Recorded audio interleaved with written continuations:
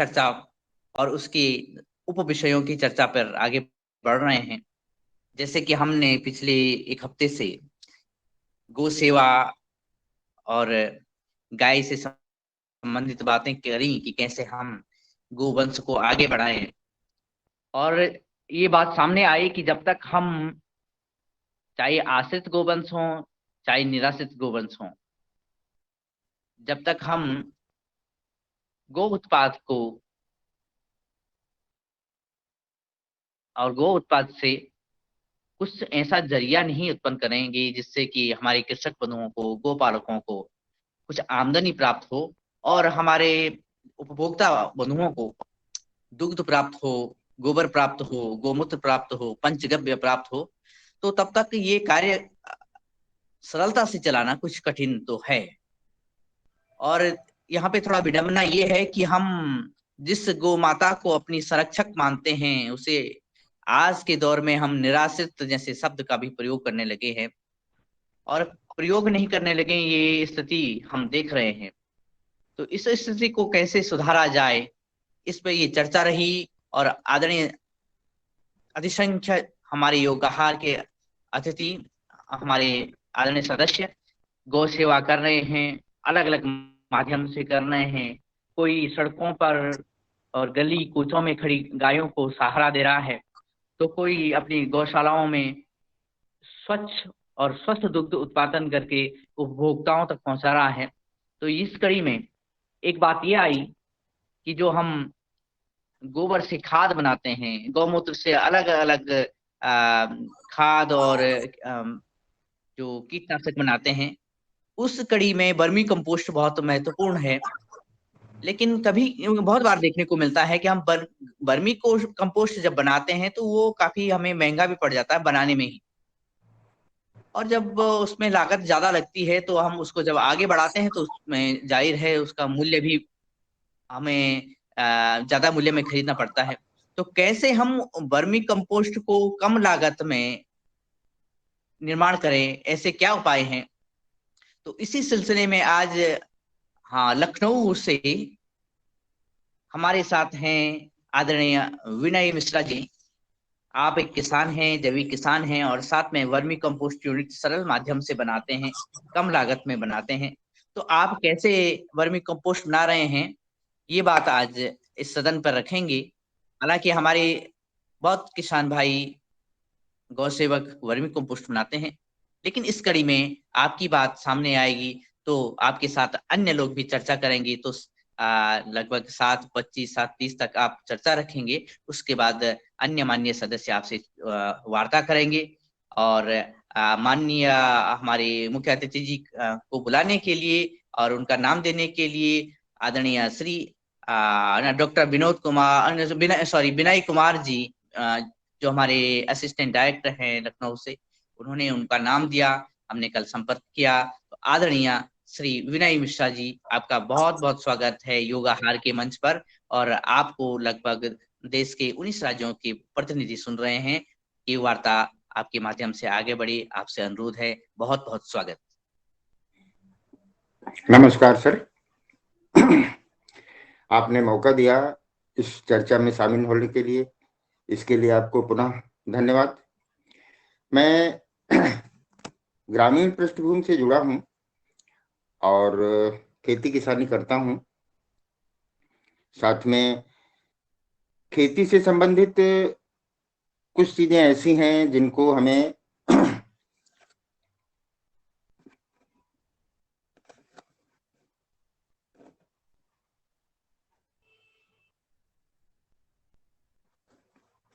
कुछ व्यवधान आ गया था। सीधे से मैं बात पे आता हूं। मैं कोई वक्ता उस तरह के तो हूं नहीं, बस अपनी साधारण सी बात आप लोगों के सामने रखना चाहता हूं। खेती किसानी में करता हूं। गोबर से जो खाद हम पारंपरिक तरीके से बनाते थे उसमें बहुत टाइम लगता था और वो खाद बहुत अच्छी भी नहीं बन पाती थी। तो इसी सिलसिले में हमने देखा भाला, तो हमारे एक साथी थे, तो उनसे संपर्क हुआ, तो वर्मी कंपोस्ट के बारे में हमें पता चला। ये करीब 3-4 साल पहले की बात है। फिर मैंने देखा, कई जगह संपर्क किया वर्मी कंपोस्ट के लिए, मैंने ट्रेनिंग भी की एक जगह, तो वो सारी विधियां मुझे लगा कि किसान के लिए ये महंगी साबित हो रही हैं। हमारे जो गवर्नमेंट सेक्टर से जो प्लान होते हैं किसानों को वर्मी कंपोस्ट बनवाने के लिए, उसमें भी हमने देखा कि किसान पता नहीं क्यों निगेटिव हो जाता है उन चीजों से। फिर जब हम उसके थोड़ा अंदर गए, किसानों से बात की, पूछा क्या है, तो ये निकल के आया कि इसमें लागत ज्यादा आ जाती है। गोबर तो हमारे पास है, लेकिन केंचुए हमें खरीदने पड़ते हैं, और उसके बाद जो इंफ्रास्ट्रक्चर बनाना होता है, कहीं बेड खरीदना है, या वर्मी कंपोस्ट बनाने के लिए जो जगह का हम चुनाव करते हैं, उसको समतल करना, उस पे पन्नी बिछाना, ये सब कुछ चीजें, तो इस तरह से अच्छा किसान, हालांकि मुझे कहना नहीं चाहिए, मुझे जो महसूस हुआ है, मैं खुद, कुछ आलस होता है हम लोगों में। हम उतना, मतलब कुछ लोगों को छोड़कर, अपवाद छोड़कर, बाकी जो मैं देखता हूँ, बेसिकली मैं देख रहा हूँ कि मैं लखीमपुर खीरी मेरा पैतृक जिला है, और वो गन्ना बहुल क्षेत्र है। तो मैं देखता हूँ कि जिनके पास छोटी जोत है, जैसे 2 बीघा 4 बीघा, वो लोग भी गन्ना ही बोते हैं। गन्ना इसलिए बोते हैं कि गन्ने में मेहनत कम करनी पड़ती है और पूरे साल की फसल। तो ये सब मतलब चीजें जो सामने आई, धीरे धीरे मुझे महसूस हुई। मैं चूंकि उसी में जुड़ा हुआ था, तो वर्मी कंपोस्ट के बारे में फिर मैंने पूरा अध्ययन किया, देखा वाला कि लागत किस तरह से कम की जाए कि किसान इसको खुद बना ले, क्योंकि खरीद के वर्मी कंपोस्ट खेत में डालना तो बड़ा महंगा साबित होता है। वर्मी कंपोस्ट अगर शहर में आप किसी नर्सरी वाले के पास जाइए, तो 1 किलो वर्मी कंपोस्ट का मूल्य वो 40 से 50 रुपए ले लेते हैं। तो इस तरह से हमें लगा कि इसमें कुछ ऐसा करना चाहिए कि लागत बिल्कुल कम हो जाए। तो हमने फिर केंचुओं की प्रकृति को समझा। यूनिट पे हमारे एक साथी थे, उनकी यूनिट पे, वहां पे मैं टाइम देने लगा, देखने लगा ये सब। तो फिर मेरी समझ में ये आया कि ये जो एक निश्चित वैरायटी है जो वर्मी कंपोस्ट में यूज होती है, ऑस्ट्रेलियन ब्रीड की एसिना फेटिडा, ये जो केचुआ है ये मिट्टी खाता नहीं। तो हमने सबसे पहले एक काम ये किया कि जो पॉलिथीन की सीट बिछा करके वो सब किया जाता था, तो मैंने पॉलिथीन की सीट बिछाना बंद किया। सिंपल जमीन पे गोबर डाल दिया, और उसके आसपास मेड़, जो किसान, मतलब बताया जाता था कि ईंट से मेड़ बनाइए, पक्का बेड बनाइए, वो सब मैंने कुछ नहीं किया। एक प्रयोग के तौर पर मैंने सिंपल जमीन में गोबर डाल करके और उसमें फिर केचुआ डाला। और अब उसमें ढकने का जो होता है, तो जैसे पराली है, ठीक है, पराली सब किसान के पास पराली नहीं, कुछ सिलेक्टेड किसान हैं जो पराली या कुछ होता है, तो जो अन्य किसान हैं उनको पराली खरीदनी पड़ती थी, उसमें भी पैसे का इन्वेस्टमेंट। तो मेरे क्षेत्र में केले की खेती बहुत ज्यादा होती है। तो मैंने केले किसानों से संपर्क किया। वो जब अपना केला काटते हैं तो उनका जो पत्ता बचता है वो उनके लिए सरदर्द हो जाता है। तो मैंने उनसे पत्ता लेना शुरू किया और अपने बेड पे केले का पत्ता डालना शुरू किया। केले के पत्ते से हमें आगे अनुभव ये मिला कि हम पराली डालते हैं तो पराली मुश्किल से 3-4 इंच मोटी पराली डालते हैं, और उसके बाद जब हम पानी का छिड़काव करते हैं तो पराली बेड से बिल्कुल चिपक जाती है।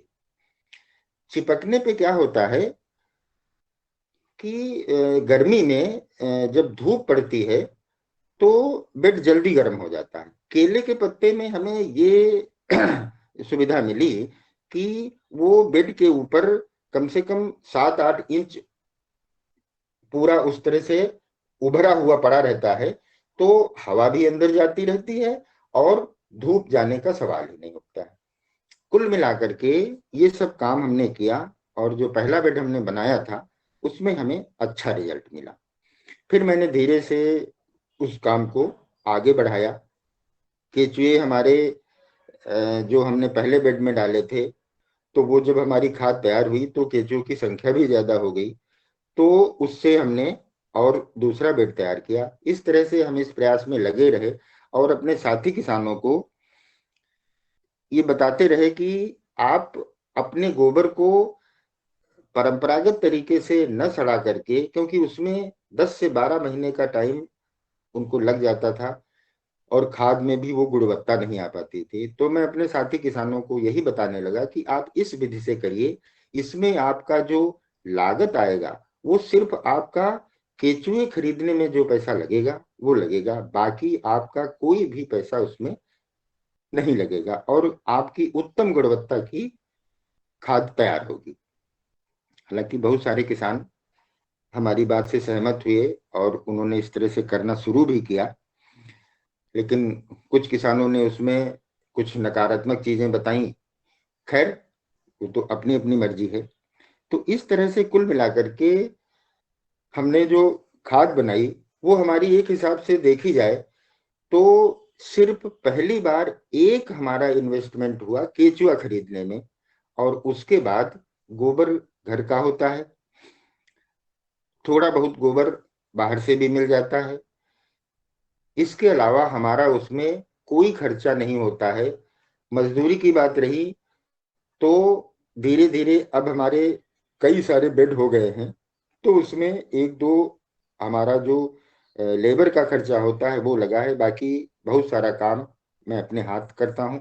तो इस तरह से अगर सभी किसान भाई इस विधा पर काम करें तो वर्मी कंपोस्ट उनकी बहुत कम लागत में तैयार हो जाएगी।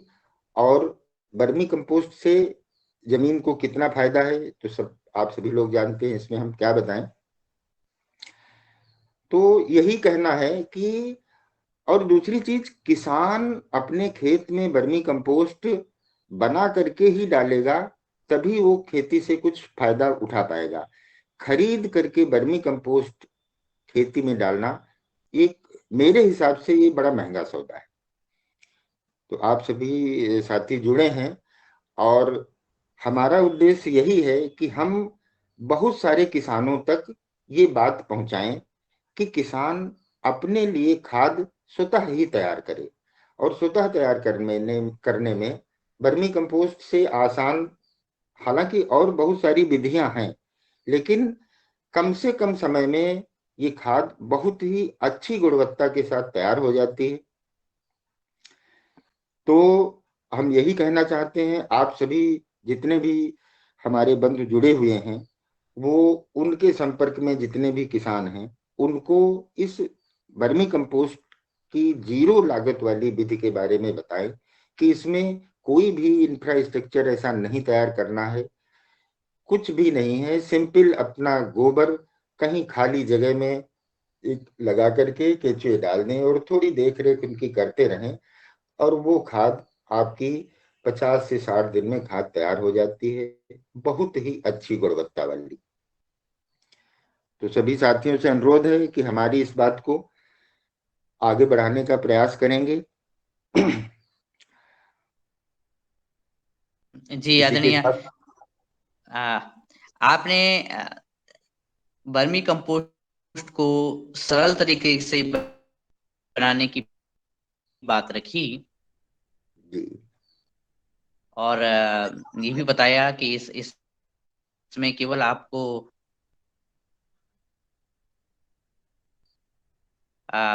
वर्मी ही जो आ, केंचुआ है वही खरीदने पड़ते हैं, जी और उसके अलावा सारी जो जतन होते हैं वो घर से होते हैं, खेत से होते हैं। ये सुंदर बात आपने रखी है, और इस बात पर और आपकी जो वार्ता रही है उस पे हमें आदरणीय है।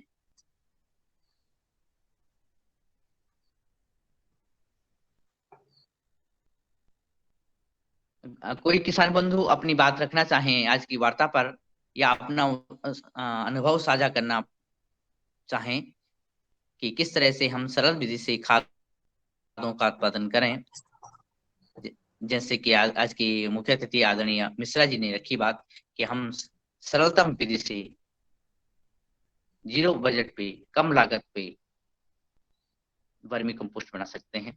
तो आदरणीय भगवान दास कुशवाहा जी, आप तक आवाज आ रही हो तो आप बात रख सकते हैं जी।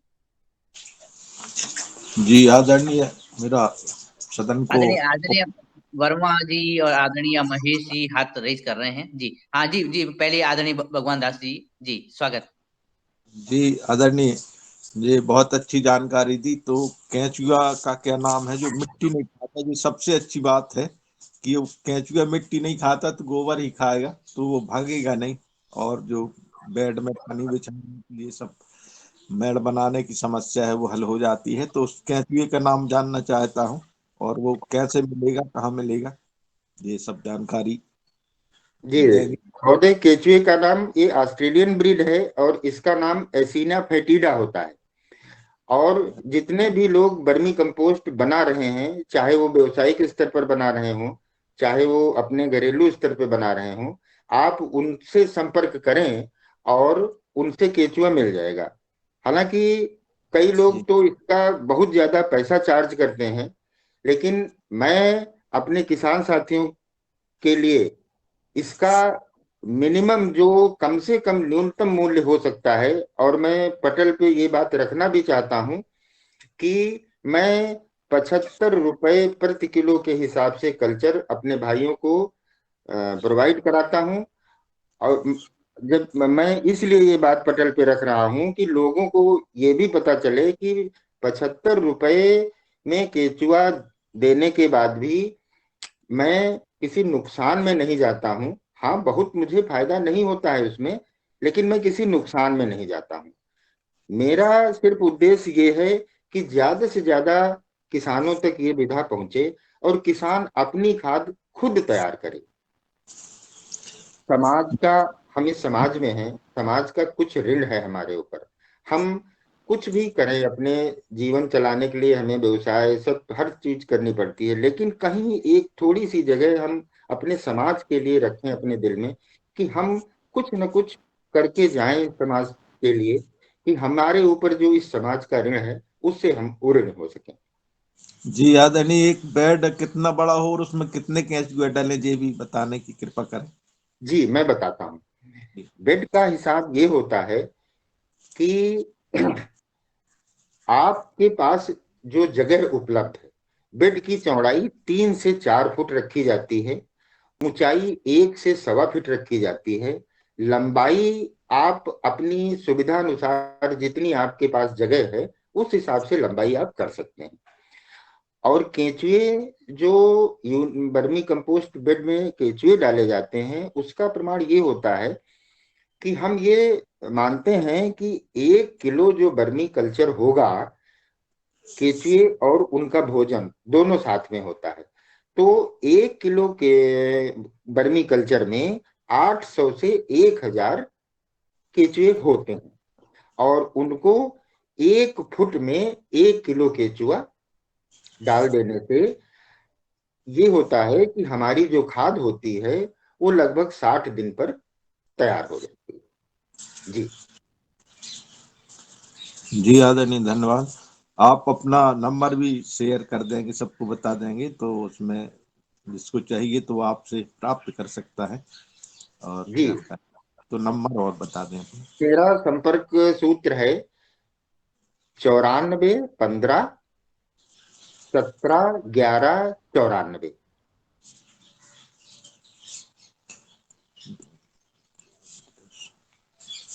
मैं जी पुनः एक आदरणीय। बार बता रहा हूँ, 94 15 17 11 94।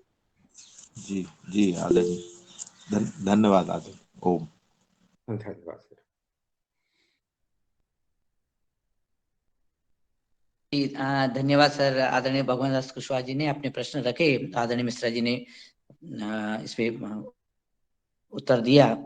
और आदरणीय शरद वर्मा जी, आप जी जी, बहुत अच्छी जानकारी मिल रही है इसमें। बस एक चीज जैसे एक देख ले सकते हैं क्या बैठ। आपकी आदरणीय आपकी हेलो, आवाज साफ नहीं आ रही है।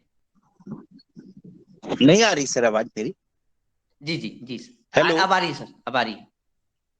आ रही है सर, अब जी आ रही है आवाज जी। सर, ये जो जी जी जी जी जी सर केचुए जो अपन डालते हैं तो वो मतलब 60 दिन बाद खाद बन जाती, भागते नहीं है वो, मतलब बनने के बाद? नहीं महोदय, केचुए भागते इसलिए नहीं है। जी केचुए क्या, कोई भी नहीं भागेगा। जिस भी व्यक्ति को या समूह को भोजन मिलता रहेगा, वो भोजन छोड़ के कहीं नहीं जाएगा।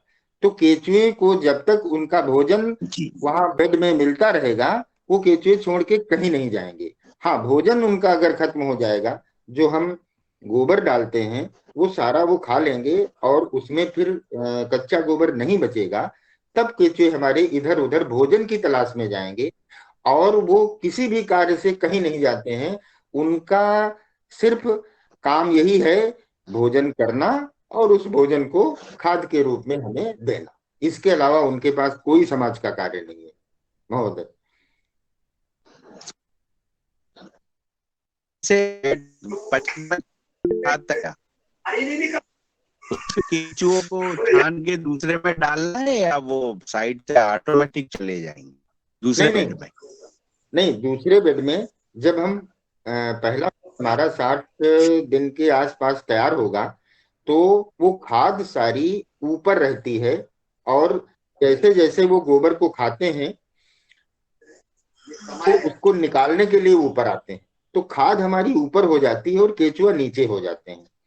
तो जब हमें खाद निकालनी होती है जी तो हम जो कवर किया होता है उसको हटा देते हैं, तो वहां पे प्रकाश आने लगता है।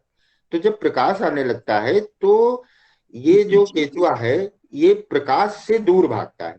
तो ये सारा केचुआ बेड के नीचे जान चला जाता है, ऊपर खाली हो जाता है। तो हम हाथ से उस खाद को हटा लेते हैं और नीचे मान के चलिए 3 से 4 इंच के जो लेयर बचता है उसी में सारे केचुए पहुंच जाते हैं। ऊपर की खाद हम हटा लेते हैं जी और इस 4 इंच की लेयर पे हम देखते हैं कि अगर केचुओं की संख्या बढ़ गई, केचुए की संख्या बढ़ जाती है 2 महीने के साइकिल में। केचुए उसमें 2 गुना नहीं तो 1.5 गुना जरूर ही हो जाते हैं, ये मैंने खुद महसूस किया है। तो हम क्या करते हैं, कुछ केचुए उसमें से निकाल के जो हम दूसरा बेड बनाते हैं उसमें उनको शिफ्ट कर देते हैं और पहले बेड पर ऊपर से ही हम गोबर डाल देते हैं। तो फिर केचुए उसी उनका जी खाना उनके पास पहुंच जाता है और वो उसको खाने लगते हैं और अपनी प्रक्रिया शुरू कर देते हैं, फिर हमारी खाद बनने लगती है। जी बैठने को नहीं सर अभी तो से आपके जी। अभी बैठने को मिलेंगे अभी ऑनलाइन? आवाज थोड़ा आवाज आवाज कट कट रही है रही सर, है। आवाज कट रही है। जी जी जी जी जी दिनेश सर ले लीजिए किसी दूसरे को आपने। ओके हाँ जी आदरणीय, हाँ जी आपकी आवाज कट रही है, कुछ आ रही है। तो अब धन्यवाद सर, ये बात हुई कि केंचुआ असल में मानव की प्रकृति और केंचुए की प्रकृति कितनी समवर्ती होती है, मिलती जुलती है। भोजन मिलेगा तो हटेगा नहीं, और भोजन नहीं मिलेगा तो भागना पड़ता है, पलायन करना पड़ता है, एक जगह से दूसरी जगह जाना पड़ता है। तो, तो ये भी जीव हैं, ये भी प्राणी हैं, और हम जैसे ही व्यवहार वो करते हैं। कल आदरणीय मिश्रा जी से जब बात हो रही थी तो वो कह रहे थे कि इसकी संवेदनशीलता कितनी होगी और क्या होगी, उसके मनोभाव कैसे होंगे, ये समझना बड़ा कठिन है। ये बहुत ही सुंदर बात आपने करी। और आदरणीय रमेश चंद्र मेहरा जी, आपका हाथ रेज है, आदरणीय प्रश्न रखें।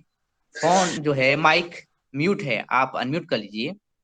जी ओम, सदन को नमन।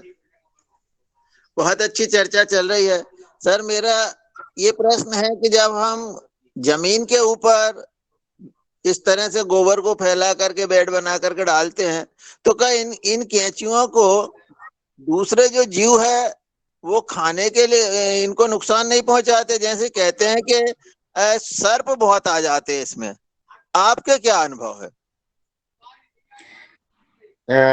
महोदय, अभी तक तो हमारा ये अनुभव रहा है कि सर्प तो हमें नहीं दिखाई दिया है।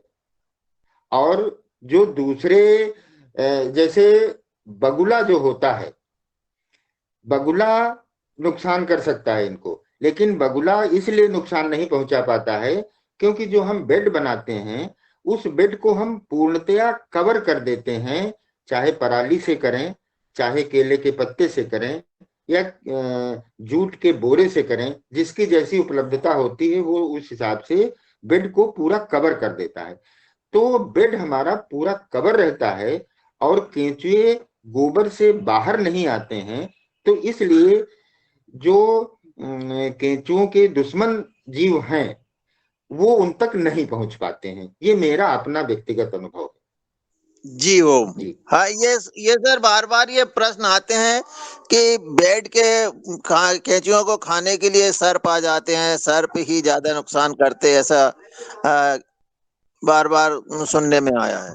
जी महोदय, मैं पिछले 2 से 3 साल से अपनी वर्मी कंपोस्ट बना रहा हूं और मैं सत्य बात ये कह रहा हूं कि आज तक सर्प आते होंगे, जरूर आते होंगे, लेकिन मेरा कोई ऐसा अनुभव नहीं रहा है कि हमको अपनी उस स्थान पर जहां हम खाद अपनी तैयार करते हैं हमें कभी सर्प देखने को नहीं मिला।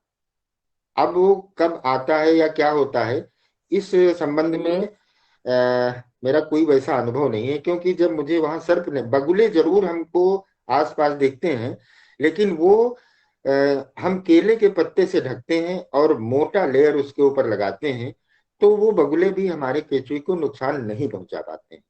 जी जी जी जी सर जी ओम। जी जी धन्यवाद सर। और जो आदरणीय सदस्य से देर से जुड़े हैं उनकी जानकारी के लिए बता दें कि आज हमारे साथ लखनऊ से हैं आदरणीय मिश्रा जी, और श्री विनय कुमार मिश्रा जी कम लागत में वर्मी कंपोस्ट बनाने का उनका बहुत अच्छा अनुभव है। वो अपनी बातें उन्होंने बताई कि कैसे हम कम लागत में वर्मी कंपोस्ट बनाएं। आदरणीय सदस्य उनसे वार्ता या प्रश्न रख सकते हैं, अपने अनुभव सुना सकते हैं। और इसी सिलसिले में श्री नीलकंठ साबले जी, आप अपना प्रश्न रखें। धन्यवाद आदरणीय दिनेश भाई जी। सभी सदन को मेरा आदरपूर्वक प्रणाम। मैं नीलकंठ साबले महाराष्ट्र से हूँ। मैं आदरणीय विनय कुमार जी से प्रश्न तो नहीं लेकिन मेरा समाधान व्यक्त करना चाहता हूँ कि हमारे महाराष्ट्र में अभी 2-3 महीने के पहले आदरणीय गुजरात के राज्यपाल देवव्रत जी आए थे। उनका एक संभाषण मैंने सुना, उसमें कहा था उन्होंने कि ये जो आइसिनिया फिटिडा जो केचुए की वेराइटी है ये अपने देश की नहीं है, ये विदेशी है। तो ये विदेशी जब अपन प्राकृतिक खेती या जैविक खेती करते हैं तो आत्मनिर्भरता की बात आती है। तो आत्मनिर्भरता की बात आती है तो ये इस पर अपन दूसरे वेराइटी जो आइसिनिया फिटिडा है और भी एक दूसरे देश की वेराइटी है, इस पे अपन निर्भर नहीं होना चाहिए। अपने देश की केचुआ जो है उस पर निर्भर रहना चाहिए। तो इस पर ऐसा उन्होंने अपने संभाषण में कहा था। तो इसका थोड़ा सा मुझे समाधान चाहिए था। ओके, धन्यवाद। जी, बहुत अच्छी बात कही आपने। और हाँ, ये सत्य है कि ये विदेशी ब्रीड है। और देखिए, स्वदेशी और विदेशी में अगर हम बहुत ज्यादा ये सब करेंगे तो देखिए, ये मेरे व्यक्तिगत विचार हैं। मैं जो महसूस करता हूं वो आपसे कहने जा रहा हूं। हम एक छोटी सी विधा से किसान को कम लागत में उसके उपयोग की चीज अगर बन जा रही है तो उसको उपलब्ध कराने की कोशिश करते हैं। और रही बात स्वदेशी केचुओं की, हमारी बात को आप लोग अन्यथा मत लीजिएगा। आज की तारीख में ये वैरायटी जो है वो हमें आसानी से उपलब्ध हो जाती है। जो वर्मी कंपोस्ट बनाते हैं उनसे हमें मिल जाती है। जो स्वदेशी प्रजातियां हैं उनको ढूंढना मुश्किल हो जाता है। वो कहाँ मिलेंगी, कैसे मिलेंगी, और मैं फिर वही बात कहना चाह रहा हूं कि हमारी बातों का कोई गलत अर्थ न लिया जाए। जो सरकारी तंत्र इससे जुड़ा है, बहुत बार वो लोग भी हमारी मदद नहीं कर पाते हैं। एक हम सर महोदय, हम एक छोटे से किसान हैं, हमारे पास इतना इंफ्रास्ट्रक्चर नहीं है कि हम, अगर मैं लखनऊ में रह रहा हूं और मुझसे कहा जा रहा है कि स्वदेशी प्रजाति पंतनगर में मिलेगी, तो पंतनगर जाने में, पंतनगर से केचुआ लाने में हमारा जितना खर्चा हो जाएगा वो हम वहन करने की स्थिति में हैं या नहीं है। मैं महोदय बहुत छोटे किसानों के लिए ये बात कह रहा हूं, बाकी जो बड़े किसान हैं वो ये पहल शुरू करें। मेरा कहने का मतलब ये है कि जो बड़े किसान हैं, अपनी बड़ी यूनिट बनाते हैं, वो स्वदेशी केचुए से शुरू करें, तो हम लोग उनसे संपर्क करके ले लें, क्योंकि स्वदेशी प्रजाति ढूंढने में छोटे किसान को बड़ी कठिनाई होती है। बात तो बहुत अच्छी है, हमको स्वदेशी करना चाहिए, लेकिन कहीं कहीं हमको परिस्थितियों के साथ समझौता करना पड़ता है। तो मैं उस तरह से मैं प्रवक्त मतलब इसका वो ये नहीं कर रहा हूं कि आप सभी लोग विदेशी प्रजाति का ही केचुआ इस्तेमाल करें। अगर स्वदेशी प्रजाति का केचुआ उपलब्ध हो जाता है तो वो हम इस्तेमाल कर लेंगे, लेकिन उपलब्धता का संकट आ जाता है, इसलिए हमें इस पे काम करना पड़ता है। जी जी आदरणीय, आपने सुंदर सी बात कही। और आपके जो पहले आपने एक वक्तव्य यानी एक लाइन में दिया था कि आदरणीय भगवान दास कुशवाहा जी ने पूछा था कि या शरद वर्मा जी ने पूछा था कि वो कहीं भगेंगे तो नहीं। तो आपने कहा कि उपलब्ध अगर भोजन होगा तो भगेंगे नहीं। अगर किसान के पास उपलब्ध जो चीज होगी तो उससे अगर दूर भगना, उससे दूर जाना थोड़ा कठिन हो जाता है।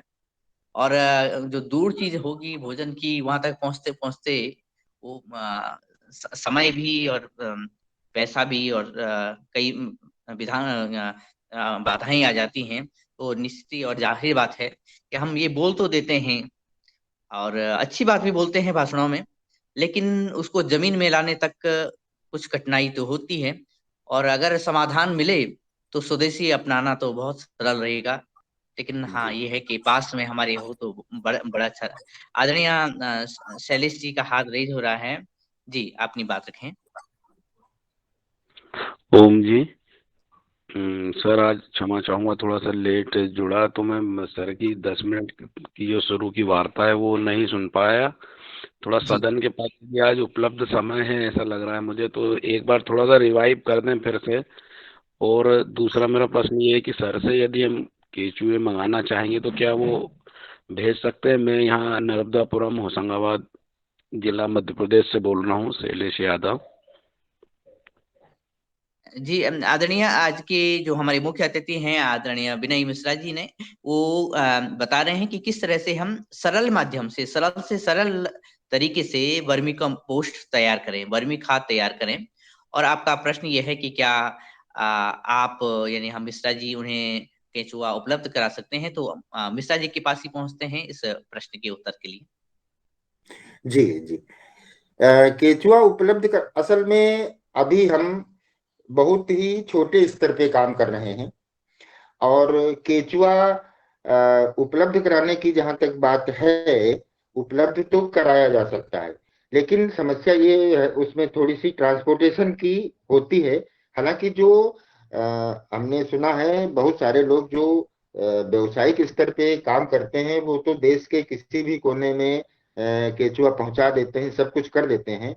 मैं चूंकि इसमें बहुत ज्यादा समय मुझे नहीं हुआ है, और मैं कोई बहुत बड़े स्तर पे इसको कर भी नहीं रहा हूं व्यवसायिक स्तर पे, तो इसलिए थोड़ा सा मुझे इस बात का पता करना पड़ेगा और आपसे व्यक्तिगत संपर्क करके कि वहां के लिए ट्रांसपोर्टेशन की क्या व्यवस्था है।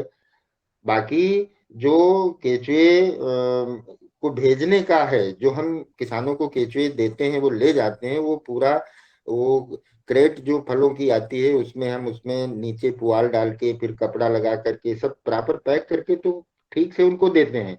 लेकिन दूरी के हिसाब से कि वहां तक पहुंचने में कितना समय लगेगा, इसके बारे में मैं जानकारी इकट्ठा कर लूंगा, फिर मैं प्रयास करूंगा कि आपसे हमारी आगे बात हो और मैं आपको केचुआ पहुंचाने का प्रयास करूं। जी जी आदरणीय, धन्यवाद। और क्योंकि एक प्रदेश से दूसरे प्रदेश या एक जिले से दूसरे जिले की दूरी में कितना ट्रांसपोर्टेशन लगेगा, और अब आवश्यकता होगी तो आदरणीय शैलेश जी हमारे मिश्रा जी से उनका फोन नंबर लेकर के बात कर सकते हैं। जी और अगला प्रश्न डॉक्टर दुबे सर, दुबे जी आपसे कर रहे हैं, उन्होंने हाथ रेज किया है। धन्यवाद दिनेश जी, मेरा आदरणीय, प्रश्न नहीं है। हेलो। जी जी जी जी आदरणीय जी जी। जी हाँ हाँ, मेरा प्रश्न नहीं है, जो चर्चा चल रही है उसके संदर्भ में मैं कुछ बातें बोलना चाहता हूँ। पहला तो जो बात आई थी बीच में चर्चा में कि भाई केचुए खाने के लिए सांप आते क्या, हमारे एक मित्र है, मैंने इस फोरम पे 2-4 महीने के पहले जब वर्मी कंपोस्ट की बात चलती उस समय बोला था। उन्होंने एक इंडस्ट्री करके ये वर्मी कंपोस्ट निर्माण करना शुरू कर दिया है कि वो ओपन में ही सब काम करते हैं। मैं उनका खेत देख के आया हूँ करीबन 4-6 महीने के पहले, कि करीबन 20-25 एक 2-2 दिन के अंतराल से बहुत बड़ी गौशाला है उनकी, और उसमें वो उनका ये लेके जमीन पर ही वो पूरा इंडस्ट्री ऐसा 2-2 दिन के बाद एक बेड लगाते हैं, और वो पूरा खुले में है।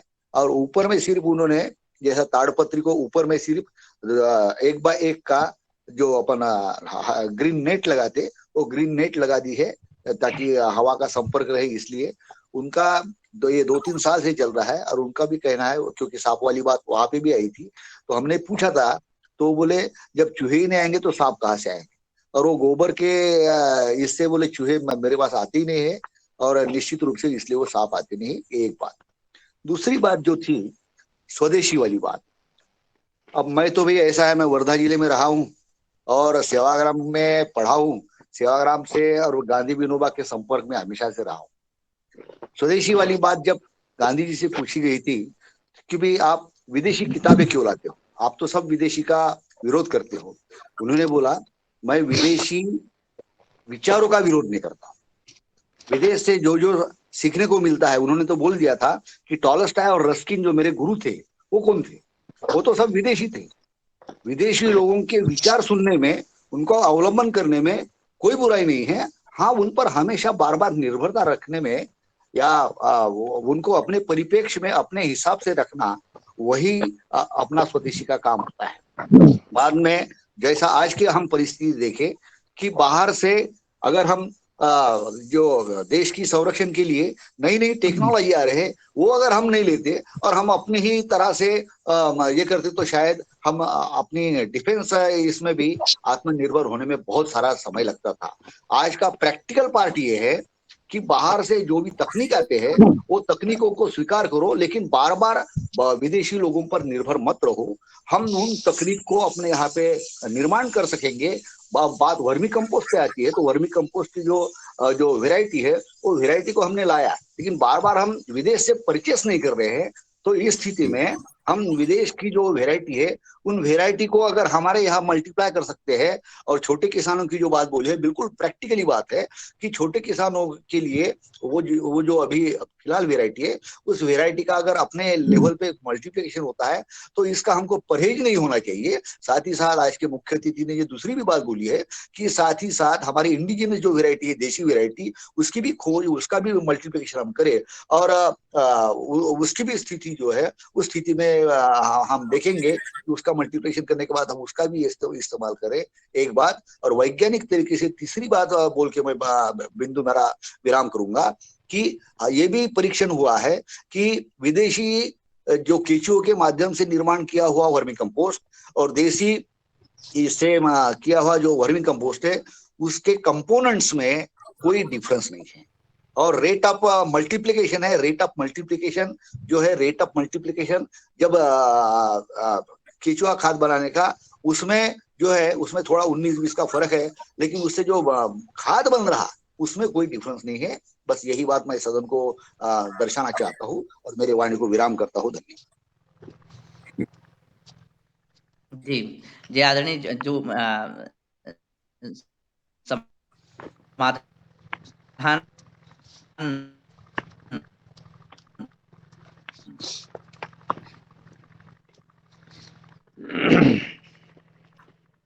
हमारे अतिथियों ने दिया है, उसी समाधान पर एक बार दिनेश सर, किसी का माइक और चालू है, सरल म्यूट कर दें उसको, और किसी के अलावा माइक कर चालू दिया हो है तो म्यूट कर दें उसको। कि जब एक बीज हम देश में लाएं और वो बीज अगर यहाँ अच्छे से उत्पन्न हो रहा है तो वो यही का माना जाए, और इसमें कोई प्रश्न भी ज्यादा नहीं होने चाहिए। हाँ, अपनी यहाँ की प्रजा। हाँ जी जी जी। और आदरणीय श्री ब्रिज जी, आदरणीय सदस्यों से निवेदन है कि वो अपने माइक बंद रखें और जब आवश्यकता हो जब वो बंद ही बोलें है तो भ्राता से ही माइक खोल बंद है दें। मेरा। उसके साथ ही वीडियो भी, अन्य मुख्य अतिथि जी के अलावा अन्य लोग भी अगर वीडियो बंद रखेंगे तो आदरणीय श्री ब्रिजभूषण जी, आपका video ji ji ji. On है, इससे थोड़ा सा लोगों का, अन्य जो सदस्य हैं उनका ध्यान भटक रहा है। आप नहीं जी, ऑफ कर अपना लिया है प्रश्न मैंने। रखिएगा और वीडियो ऑफ रखिएगा कृपया। ना ना ना, माइक माइक बंद है, वीडियो वीडियो सर, वीडियो। जी धन्यवाद धन्यवाद। आप प्रश्न रख सकते हैं सर, प्रश्न रख सकते हैं आप, जी स्वागत जी। है आपका। हाँ, और साथ मैंने में आदरणीय सभी महानुभावों का बहुत जी बहुत जी सर, आप विचार, प्रश्न या फिर कोई अनुभव आप रख सकते हैं। आदरणीय स्वागत। वीर सिंह रावत जी, अनुभव आपका के बहुत ये अच्छा है कि अनुभव अभी है। मैंने इसके आ, बारे में मैं भी सोच रहा हूँ वर्मी कंपोस्ट के लिए।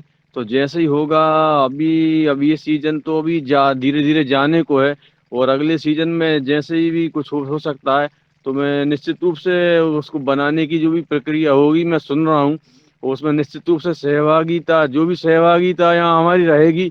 अभी मुन्नी लाल जी हमारे इधर आए भी थे बाड़ी क्षेत्र में, तो उन्होंने भी इस बारे में कुछ किसानों से संपर्क करने का बोला था, तो वो भी मैं कर रहा हूँ। और अधिकतम जितना भी हो सकेगा वर्मी कंपोस्ट के लिए मैं खुद भी उपयोग करूंगा, और लोगों को भी प्रेरित करूंगा कि वो भी अधिक से अधिक संख्या में वर्मी कंपोस्ट का उपयोग करें। ठीक है जी, धन्यवाद। जी बहुत बहुत धन्यवाद आदरणीय,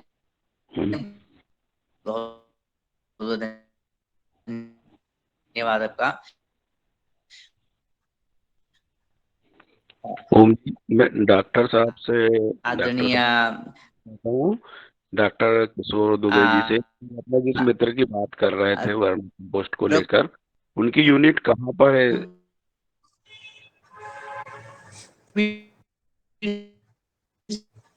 सर, नागपुर से कोराडी है, करीबन 20-25 किलोमीटर, वहां पर है। रावत जी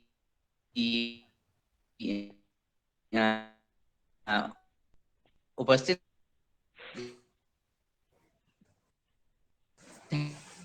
हैं और आप तक आवाज पहुंच रही हो तो आप हो। दिनेश जी, आपकी आवाज कट रही। वर्मी कंपोस्ट के क्षेत्र में अच्छा कार्य किया है। आज हमारे मुख्य अतिथि आदरणीय विनय कुमार मिश्रा जी हैं, जो सरलतम। हाँ हाँ, ओम सदन को ओम। मेरी श्री आदरणीय विनय जी ने जो ये बात कही कि मैं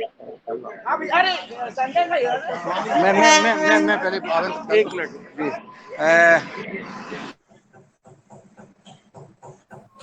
हेलो, मेरी आवाज आ रही है? जी जी जी जी सर, आ रही है आवाज। हाँ, मैं ये कह रहा था, मिश्रा जी ने एक बात कही है कि ये केचुआ जो है एसिनाफिटिडा, ये केवल ऑर्गेनिक मैटर खाता है, तो ये एक मिट्टी तो खाता नहीं है, तो इसलिए ये मिट्टी में जाएगा क्यों? तो ये बहुत सही बात है और उन्होंने सही पकड़ा इसको। ये केचुआ भागता नहीं है, और फिर वो जो सारी टेक्निक और जो शुरू शुरू में पिछले 10-15 सालों में 20 सालों में जो केचुआ वर्मी कंपोस्ट शुरू हुआ था, तब ये कहा जाता था कि इसको ये भाग जाता है, मिट्टी में चला जाता है, तो ये बिल्कुल सत्य है कि वो कहीं नहीं जाता है। और अगर उसको खाने के लिए मिलता है तो वो अच्छी तरह से मोटा ताजा भी होता है। नहीं मिलता है तो फिर धीरे धीरे कमजोर हो जाते हैं और मर जाते हैं। तो उस टेक्निक का इन्होंने सही आंकलन किया और इसको कहीं भी बनाया जा सकता है। 15-20 साल पहले जब केचुआ ये एसिनाफिटिडा 20-25 साल पहले आया था इंडिया में, काफी चला ये वर्मी कंपोस्ट पे, करोड़ों अरबों रुपए खर्च हुए और बड़े बड़े टैंक जैसे बना दिए थे सरकार ने। ये सब मतलब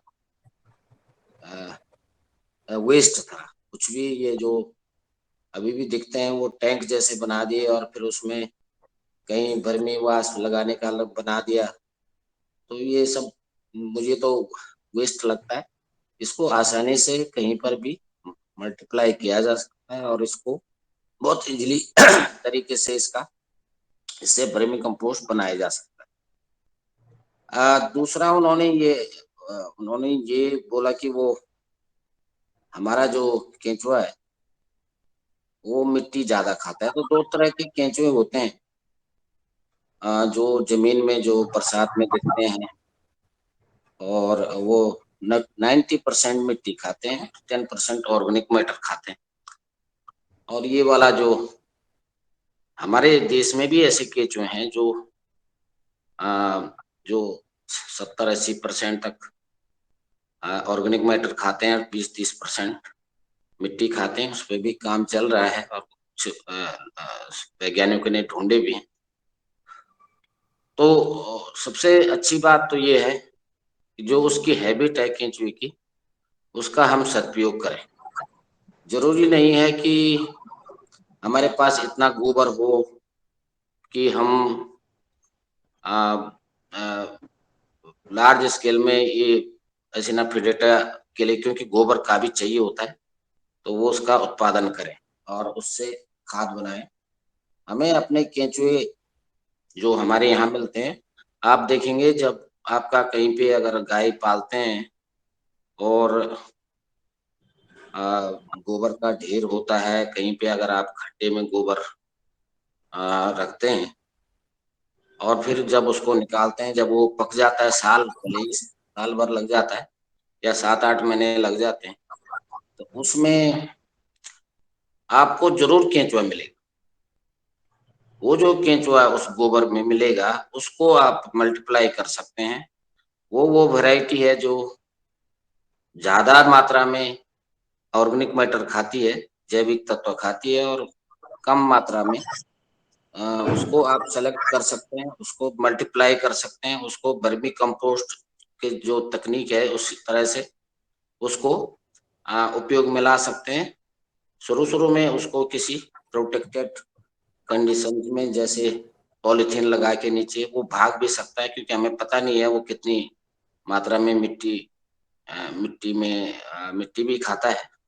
और ये हमारे लिए अच्छी बात है कि हमें ऐसा केंचुआ मल्टीप्लाई करना चाहिए जो मिट्टी भी खाए, क्योंकि केंचुए का एक करेक्टर है और इसमें बहुत ही बड़ा काम हुआ है ऑल ओवर वर्ल्ड कि ये इसके अंदर से जो भी चीज जाता है वो 5 गुना बढ़ जाता है। जो भी न्यूट्रिएंट इसके पेट से होके गुजर जाते, चाहे वो मिट्टी में है चाहे वो ऑर्गेनिक मैटर में है, तो वो जब वो उसका एक्सक्रीटा निकलता है तो उसमें उन तत्वों का अवेलेबिलिटी बढ़ जाती है, वो 5 गुना अवेलेबिलिटी बढ़ जाती है। ये बिल्कुल प्रूव हो चुका है कि केंचुए का जो एक्सक्रीटा होता है वो बहुत ही अच्छा होता है जब बरसात में आप देखते हो, तो ये उत्पादकता को बढ़ाता है। तो इस पे इस केंचुए को, जो हमारे देसी केंचुआ है, इसको पालने के लिए हमें थोड़ा अपने गोबर कचरा जो भी हम यूज कर रहे हैं उसमें मिट्टी का प्रोपोर्शन बढ़ा दें, तो इस केंचुए को भी अच्छी तरह से पाला जा सकता है। और इसमें थोड़ा रिसर्च करने की जरूरत है कि हमें कितनी मिट्टी डालनी चाहिए, तो वो भी वहां पे रहेगा, वो भागेगा नहीं। दूसरी बात यह है कि सुभाष पालेकर जी या आचार्य आदरणीय देवव्रत जी और बहुत, मेरे ख्याल से तो सुभाष पालेकर जी विशेषता ये बोलते हैं कि नहीं नहीं, ये तो बेकार केंचुआ है, ये एसिनाफिटिडा जो है, ये जो है हैवी मेटल्स एक्यूमुलेट करता है। ये देखा भी गया है कि जो जो वो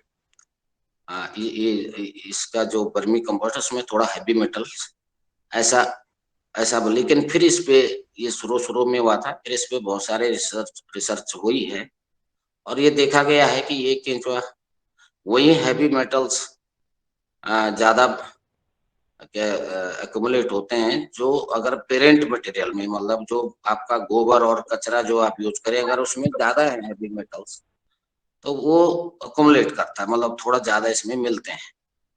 अदरवाइज, और ये इसी के साथ नहीं है, ये और केंचुओं के साथ भी है। सभी तरह की वेराइटीज लगभग हैवी मेटल्स को मतलब अकुमुलेट करते हैं। कि बेसिकली जब वो किसी चीज को 5 गुना बढ़ाता है, अवेलेबिलिटी बढ़ाता है, तो सभी तत्वों की अवेलेबिलिटी बढ़ा, उसमें उसमें सूक्ष्म तत्व भी हैं, कैल्शियम, मैग्नीशियम, एनपीके भी है ना।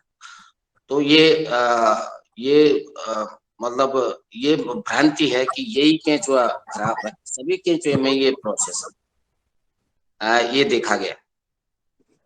तीसरी बात यह है कि वर्मी कंपोस्ट, आज हमारे पास बहुत सारे ऑप्शन हैं। वर्मी कंपोस्ट भी एक ऑप्शन है और इसको जो है, जो हमारे नॉर्म है जैविक के, उसमें थोड़ा सा वर्मी कंपोस्ट को अलाउड नहीं किया जाता है। जैसे अमेरिका में नहीं अलाउड किया जाता है कि वर्मी कंपोस्ट जैविक नहीं माना जाता। इसलिए नहीं माना जाता है वहाँ के स्टैंडर्ड के अनुसार, मतलब जो ऑर्गेनिक स्टैंडर्ड है, कि वर्मी कंपोस्ट में बहुत तेजी से मिनरलाइजेशन होता है। जब भी वर्मी कंपोस्ट बनता है तो उसमें जो नाइट्रोजन और कार्बन नाइट्रोजन का जो रेशियो होता है, वो नाइट्रोजन का रेशियो बहुत तेजी से बढ़ता है और वहाँ पे एक स्टैंडर्ड है, उसको मापना पड़ता है कि भाई ये 20 से नीचे न जाए, 20 से नीचे न जाए। तो 1:20, मतलब 1 भाग कार्बन और 20 भाग नाइट्रोजन अगर जब हो जाता है तो वहीं तक इसको ऑर्गेनिक मानते हैं। और फिर उससे नीचे 1:10 हो गया, 1:5 हो गया, मतलब 1 भाग कार्बन 5 भाग नाइट्रोजन, तो तब ये थोड़ा सा केमिकल की तरह इसको ट्रीट किया जाता है वहाँ, क्योंकि इसको आप डालेंगे खेत में तो ये एकदम यूरिया की तरह काम करता है। और जो कि मतलब ऑर्गेनिक स्टैंडर्ड के हिसाब से, तो उस जो यूएस एनओपी स्टैंडर्ड है उसमें वर्मी कंपोस्ट अलाउड तो है, पर उसको आपको देना पड़ेगा कि ये 1:20 से ऊपर है। और जहां तक वो जो लोगों ने मतलब अपने घरेलू उससे, वो मैंने देखा कि टैंक बना रखे हैं, फिर नीचे से एक छेद है और फिर वहां से बोल रहे हैं ये वर्मी वाश है, इसको हम छिड़क सकते हैं। तो ये इन्होंने अपने कोई रिसर्च इस पे हुई नहीं है और ये अपने तरीके से उन्होंने कहा इसका जो रस निकलेगा वो तो वर्मी वाश होगा ही। जबकि टेक्निक दूसरी है कि वर्मी वाश के लिए आपको लगभग 50-60% केंचुआ चाहिए। वर्मी वाश काफी अच्छी चीज है जो केंचुए से बनती है और इसका एक मेथड है, अगर आप नेट पे ढूंढेंगे तो मिल जाएगा किस तरह से बनता है। ये बहुत महत्वपूर्ण मुझे लगता है कि ये जो हमारे सब्जी उगाने वाले कृषक भाई हैं या बहुत हाई वैल्यू खेती करते हैं, जिनको तो उनको ये भी सीखना चाहिए कि केंचुए से वर्मीवाश कैसे बनाया जाता है। और उसके लिए बहुत मतलब 2 किलो केंचुए आपको बहुत छोटी सी जगह में 2 किलो केंचुए 4 किलो खाद के साथ डालते हैं, 4 किलो मतलब गोबर के साथ, तो उसका जो रस निकलता है दैट इज वर्मी वाश, मतलब बॉडी वाश, केंचुए का बॉडी वाश और उसका ओवरऑल एक्सट्रैक्ट, वो वो बहुत इम्पोर्टेंट मुझे लगा। और मैंने उस पर काफी काम किया था, बहुत ही अच्छा उसका रिजल्ट होता है। स्पेशली जो हाई वैल्यू क्रॉप है जैसे सब्जियां हैं उसमें कीड़े लगे, वो कीड़ा भी मारता है, न्यूट्रिएंट भी देता है और सभी तत्व बहुत अच्छी मात्रा में देता है, क्वालिटी बढ़ा देता है, स्वाद बढ़ा देता है। तो ये इस पे अगर हम केंचुए वृहद स्तर पर मैं उसका अनुमोदन नहीं करूंगा, लेकिन एक केंचुआ उत्पादन यूनिट होनी चाहिए और उसका उपयोग वर्मीवाश बनाने के लिए किया जाना चाहिए। तो केंचुआ उत्पादन यूनिट मतलब जहाँ केंचुए मल्टीप्लाई, नॉर्मली केंचुआ जो है 15 से 16 दिन 15 से 20 दिन में टूटता है। ये 2 तरह से मल्टीप्लाई जी होता है। एक जी केंचुआ दो आदरणीय, ये बीज से 2 भागों में टूट जाता है।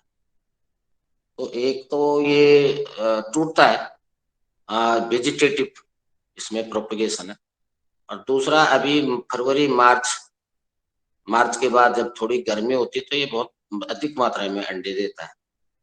तो उस समय इसके बच्चे पैदा होते हैं। तो केंचुआ अगर उसको लगाए तो ये 1 साल में कम से कम 1000 गुना, 2000 गुना, 5000 गुना हो सकता है। और जब ये बढ़ते हैं तो बहुत तेजी से बढ़ते हैं। इनको सिर्फ केयर करने की जरूरत होती है, थोड़ा सा मॉइस्चर बना रहे और उसको खाने की कमी ना हो। तो मैं जी जी इतना ही आदरणीय, आपने कहना चाहूंगा। धन्यवाद। आपने कई बर्मी के केंचुआ के दूसरे कई पहलुओं पे बात रखी और ये आवश्यक भी हो जाता है समझना। इस चर्चा को अगले दिन करेंगे। तो आज हमने यही चर्चा रखी कि हम कैसे सरलतम माध्यम से वर्मी कंपोस्ट बनाएं। और मैं आदरणीय डॉक्टर विनय सर के पास पहुंचूं उससे पहले आदरणीय विनय आज हमारे साथ दो माननीय विनय हैं। तो आदरणीय मिश्रा जी से निवेदन है वो अपना अपना कैमरा ऑन रखें तो और अच्छा लगेगा। आदरणीय मिश्रा जी जी जी जी। और सर मैं ये कह रहा था कि आज हमारे विनय पूर्वक दो आदरणीय विनय जी उपस्थित हैं और इस विनय शब्द में इतनी दिव्य विनयता है, विनय है कि आपने मतलब सरलता है। और आपने बात रखी कि किस तरह से सरलता से हम वर्मी कंपोस्ट को आगे बढ़ाएं, ताकि हम बहुत सारे झमेलों में भी पड़ जाते हैं बहुत बार। तो बड़ी अच्छी आपने विधि बताई सरल माध्यम से और बिना किसी कठिनता से इस वर्मी कंपोस्ट को हम उत्पादन करें और अपनी फसलों को आगे बढ़ाएंगे। तो मैं केवल आपके नाम से ही रिलेट कर रहा था, संदर्भ कर रहा था आज के कार्यक्रम को। तो हम इस योगाहार के कार्यक्रम में आए और योगाहार का कार्यक्रम इसी गति से आगे बढ़ने के लिए डॉक्टर विनय कुमार वर्मा जी का बहुत सहयोग प्राप्त हो रहा है। वो चिंता करते हैं, वो चिंता ये भी करते हैं कि हम आए दिनों पेस्टिसाइड बाय पेस्टिसाइड की भी बात करते हैं, लेकिन ऐसे सरल माध्यमों को अपनाया जाए, जैसे उन्होंने ट्रैप की बात की, विभिन्न तरह के ट्रैप की बात की, उनको अपनाया जाए तो हम कीड़ों से अपनी फसलों को दूर आसानी से रख सकते हैं। जैसे आपने कहा कि आसानी से वर्मी कंपोस्ट हम बना सकते हैं। आगे की बात डॉक्टर विनय कुमार सर, आपका स्वागत। हेलो हेलो, धन्यवाद। हेलो जी सर, नमस्कार, आवाज आ रही? आ रही सर, आवाज आ रही है। जी हाँ जी हाँ। अभी जैसे चर्चा हो रही थी, एक तो विदेशी और देसी की जो ये समस्या है वो बात की बात है। पहले तो जैसे अभी जो किसान क्या कर रहा है, सड़क पे किनारे पुराना सिस्टम छोड़ चुका है। वो सड़क किनारे अपना पूरा गोबर डाल देता है और पूरा बरसात में वो बेकार होता है, कूड़ा हो जाता है। तो कम से कम जो आसान टेक्निक है उसको यूज करे किसान, अपने आसपास छोटे छोटे ना कोई उसको यूनिट। मैं सरकारी तौर पे देख रहा हूँ, उसमें अनुदान भी दिया जाता है, यूनिट भी बनाते हैं, वो टेक्निकल जगह भी घेरते हैं। चाहे जहाँ इसको आराम से अपना गोबर इकट्ठा किया, वो छोटी सी बेड बनाओ है, उसमें थोड़ा सा केचुआ ले लिया और आसानी से अपनी वो खाद अपने लिए बना सकता है। आजकल आज जो ऑर्गेनिक मैटर की समस्या है जमीन में बहुत ज्यादा कम हो रहा है, तो एक तो क्वालिटेटिव उसकी जो बनेगा वो खाद वो क्वालिटेटिव होगी। दूसरे जो देसी अगर टेक्निक देसी केचुआ है तो उसको भी मल्टीप्लाई करें। दूसरे जो जमीन में समस्या आ रही कि जमीन का केचुआ गायब हो रहा, वो तो पेस्टिसाइड का कमाल है। इतना पेस्टिसाइड डाल रहे हैं वो सारा इसीलिए खत्म हो जाता है, दीमक के नाम पे खत्म कर दे रहे हैं हम लोग ऊपर डाल रहे हैं वो। और ये जो नीमात्र है, वर्मी कंपोस्ट है, वर्मी वाश है, ये तो बाद का विषय है। पहले हम जो आसान टेक्निक में उसकी क्यों नहीं बात करूं। मैं स्टिकी स्टिक की बात कर रहा हूँ, मैं नीम ऑयल की बात कर रहा हूँ, मैं ट्राइकोकार्ड की बात कर रहा हूँ, लाइट ट्रैप की बात कर रहा हूँ, जिसमें कुछ लागत नहीं है ना। हम लोग उसकी तरफ क्यों नहीं जा रहे हैं, हम क्यों उलझ जा रहे हैं। हमको पहले तो पेस्टिसाइड कम करना, तभी हम जैविक खेती कर पाएंगे, तभी हम ऑर्गेनिक खेती कर पाएंगे, तभी हमारे जमीन में जो केचुआ है वो फिर से रिवाइव होंगे, जब हम ऊपर से पेस्टिसाइड बंद कर पाएंगे। हम ऊपर से भी चलें नीचे से भी चलें, हम खाली गोबर की खाद, जीवामृत, घन जीवामृत, इसको एक साथ है ना, दोनों चीजें इंटीग्रेट करना पड़ेगा हमको। ऐसे ही वह ये जो केचुआ का है, विदेशी और देसी का दोनों को हम इंटीग्रेट करें, हम नीचे वाले को भी बढ़ावें और ऊपर से हम गोबर को सही तरीके से सड़ा के हम खेत तक पहुंचावें, और तब किसान की लागत कम होगी, उसकी जो क्वालिटेटिव सामान पैदा होगा, ऑर्गेनिक मैटर तभी जो कम जमीन में बढ़ेगा और ऑर्गेनिक खाना हम खा सकते हैं। आज जो तमाम समस्याएं हो रही, लोग कह रहे हैं अभी हैवी मेटल्स कहाँ से आ रहे हैं, जमीन में जा रहे हैं। जमीन में अभी जांच करा लें, जितना पेस्टिसाइड है वो सब हैवी मेटल्स जमीन में छोड़ रहा है। वो वही वही तो आ रहा है, वो साइकिल में बन रहा है। वो चारा खा रहे हैं पशु, वही चारे से आ जा रहा है, गोबर में आ रहा है, गोबर का केचुआ खा रहा है, केचुआ से वो हैवी मेटल्स जा रहे हैं। अगर उसकी जांच करें तो उसमें भी पता लगे कि हैवी मेटल्स कहाँ से आ रहे हैं। तो एक तरफा ही निर्णय नहीं लेना चाहिए। मैं तो समझ रहा हूँ कि सारी चीजें इंटीग्रेट करना चाहिए, आलोचना के बजाय हम लोग कहीं ना कहीं कुछ जमीन पे जाएं, जो रास्ते हैं उनको अपनावें, जो आसान आसान रास्ते नहीं तो किसान उलझ के रह जाता है। हम लोग इतना कुछ इधर देसी विदेशी में सब उलझा देते हैं। बीज उसको जो प्रमाणित बीज है उसकी तरफ कहीं से ले जाया जाए, वो हाइब्रिड की तरफ झुक गया। हाइब्रिड बीजों में बीमारी भी बहुत लगती है, रोग भी बहुत आते हैं। तो मैं तो सिर्फ इतना कहना चाह रहा हूँ कि लोग जो है पेस्टिसाइड किसी तरीके से जो देसी तकनीक है उसको अपनावें, जो भी रास्ते हैं उसको अपना के कम करें और ऑर्गेनिक मैटर जमीन में बढ़ावें। धन्यवाद।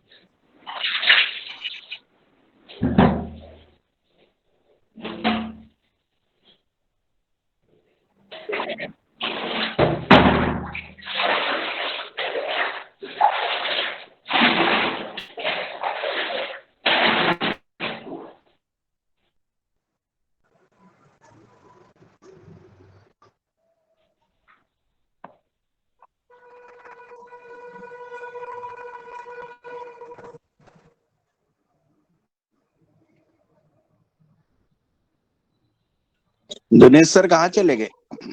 हाँ हैं वर्मा जी बताइए। हेलो जी सर।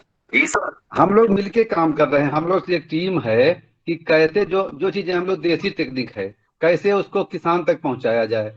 हम लोगों ने बता रहे हैं एक देसी लाइट ट्रैप बनाया गया था, ये डालडा का डिब्बा काट के उसमें सोलर वाली लाइट लगाई गई, पानी भर दिया गया, उसको 2 जगह काट दिया गया, तो जहाँ लाइट नहीं थी वहां इसको अप्लाई कर सकता आदमी, बगैर पैसे के सिस्टम है सब।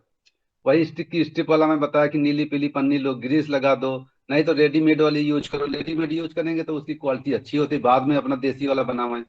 पहले टेक्निकली जो साउंड चीजें हैं उनको हम यूज करें तो हम फेल नहीं होंगे। अब आप तो यूज कर रहे हैं, बता रहे हैं कीड़े की, देखिए लाइट ट्रैप से कितनी समस्या कम हुई। क्यों नहीं हम उस तरफ जा रहे हैं, कहीं उसकी बात नहीं होती है। लोग बस जी हम पहले 10 पानी नीमात्र उसको छिड़कने में उलझ जा रहे हैं, उसको हम बाद में डालें। पहले हम जो मैकेनिकल टूल्स हैं इनको हम यूज करें जिनमें मेरी कोई लागत नहीं, जीरो लागत है। जी जी सर। हाँ इसको बताइए, आप तो यूज किए हैं ना, आप देखिए क्या आसान रास्ते हैं, इनको हम लोग यूज करें ना। कैसे लागत घटाएं हम किसान की, कैसे हम अच्छा खाएं जो बीमारियों से मुक्त हों, और जमीन की फर्टिलिटी तभी बढ़ेगी जब हम फर्टिलाइजर और पेस्टिसाइड दोनों जमीन में कम कर पाएंगे। क्योंकि जो जमीन में केचुआ पैदा हो जाए अपने आप हो जी जाएगा, जहां हम ये चीजें कम करेंगे वो फिर से रिवाइव हो जाते हैं। जी जी सर। जी, आप बिल्कुल सही कह रहे हैं। क्योंकि ये जो लाइट ट्रैप या फेरोमोन ट्रैप, इसका जी उपयोग करके हम अपने केमिकल को बिल्कुल कम कर सकते हैं, जो जिससे कि हेल्थ को काफी नुकसान हो रहा है, हमारी जमीन को भी नुकसान हो रहा है। और जो जी टेक्निक है, जो आपने ये बिल्कुल सही कहा कि हमें तो ऑर्गेनिक मैटर बढ़ाना है। ऑर्गेनिक मैटर जी बढ़ जी जाएगा तो स्वतः ही प्रोडक्टिविटी बढ़ जाएगी, और इसमें केंचुए का बड़ा रोल है। और उसको एक्टिवेट करने के लिए अ, सुभाष पालेकर जी ने जो टेक्निक बताई है, मतलब ये जीवामृत का, और ये सारी वही टेक्निक है जो उस केंचुए को एक्टिवेट करती है। जी जी जी। और मेनली मैंने ये देखा कि जब जीवामृत भी हमने उपयोग में लाते हैं, तो जीवामृत जब यूज होता है तो केंचुए जो है, आजकल ये ठंड के मौसम में भी आप देखेंगे कि अगर जीवामृत आप प्रयोग कर रहे हैं, तो वो जो जमीन के नीचे के केंचुए ऊपर आ जाते हैं, जबकि जी वो जी केवल जी बरसात में आते हैं। तो ये एक इस तरह की जो हमारी टेक्निक है, जो हमने इजाद की है, तो ये ज्यादा उपयोगी हो सकती है। और हाँ, और हो भी रही है।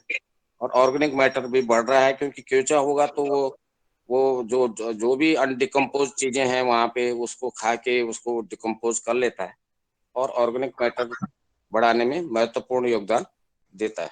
जी। दरअसल सबसे पहले जरूरत है कि हम ऊपर से पेस्टिसाइड कैसे रोकें। सबसे बड़ी ज्वलन समस्या सीधे जो हम पेस्टिसाइड खा रहे हैं हम लोग और डाल रहा किसान, कैसे हम उसकी कीड़ा बीमारी कंट्रोल करें। मैंने जितने किसानों से बात किया जो प्राकृतिक खेती कर रहे हैं, जैविक खेती करें, सबकी एक समस्या है कि वो कीड़ा बीमारी जब आती तब वो उनकी गाड़ी फंस जाती वहां पे। और जितनी बात करें उतना स्प्रे करना बहुत कॉस्टली हो जाता है कि लगातार स्प्रे करते रहो। तो पहले अगर हम ये चीजें मैकेनिकल यूज करें, उसके बाद हम उसको भी स्प्रे करें नीड बेस्ड, तो मुझे लगता है कि किसान की लागत भी काफी कम हो सकती है। और लोग जो विष रहित है, कीटनाशक रहित है, ये सब खाना हम लोग खाएंगे और हम लोग स्वस्थ रहेंगे। जो आज सबसे बड़ी चरम समस्या है कि लोग इतना ज्यादा बीमार हो रहे हैं, लोगों को पता नहीं लग रहा मैं क्यों बीमार हो रहा हूँ। जो किसान कर रहे हैं उनको पता है कि मैं कितनी दवा डाल रहा हूँ अपनी फसल बचाने, उनकी भी मजबूरी है।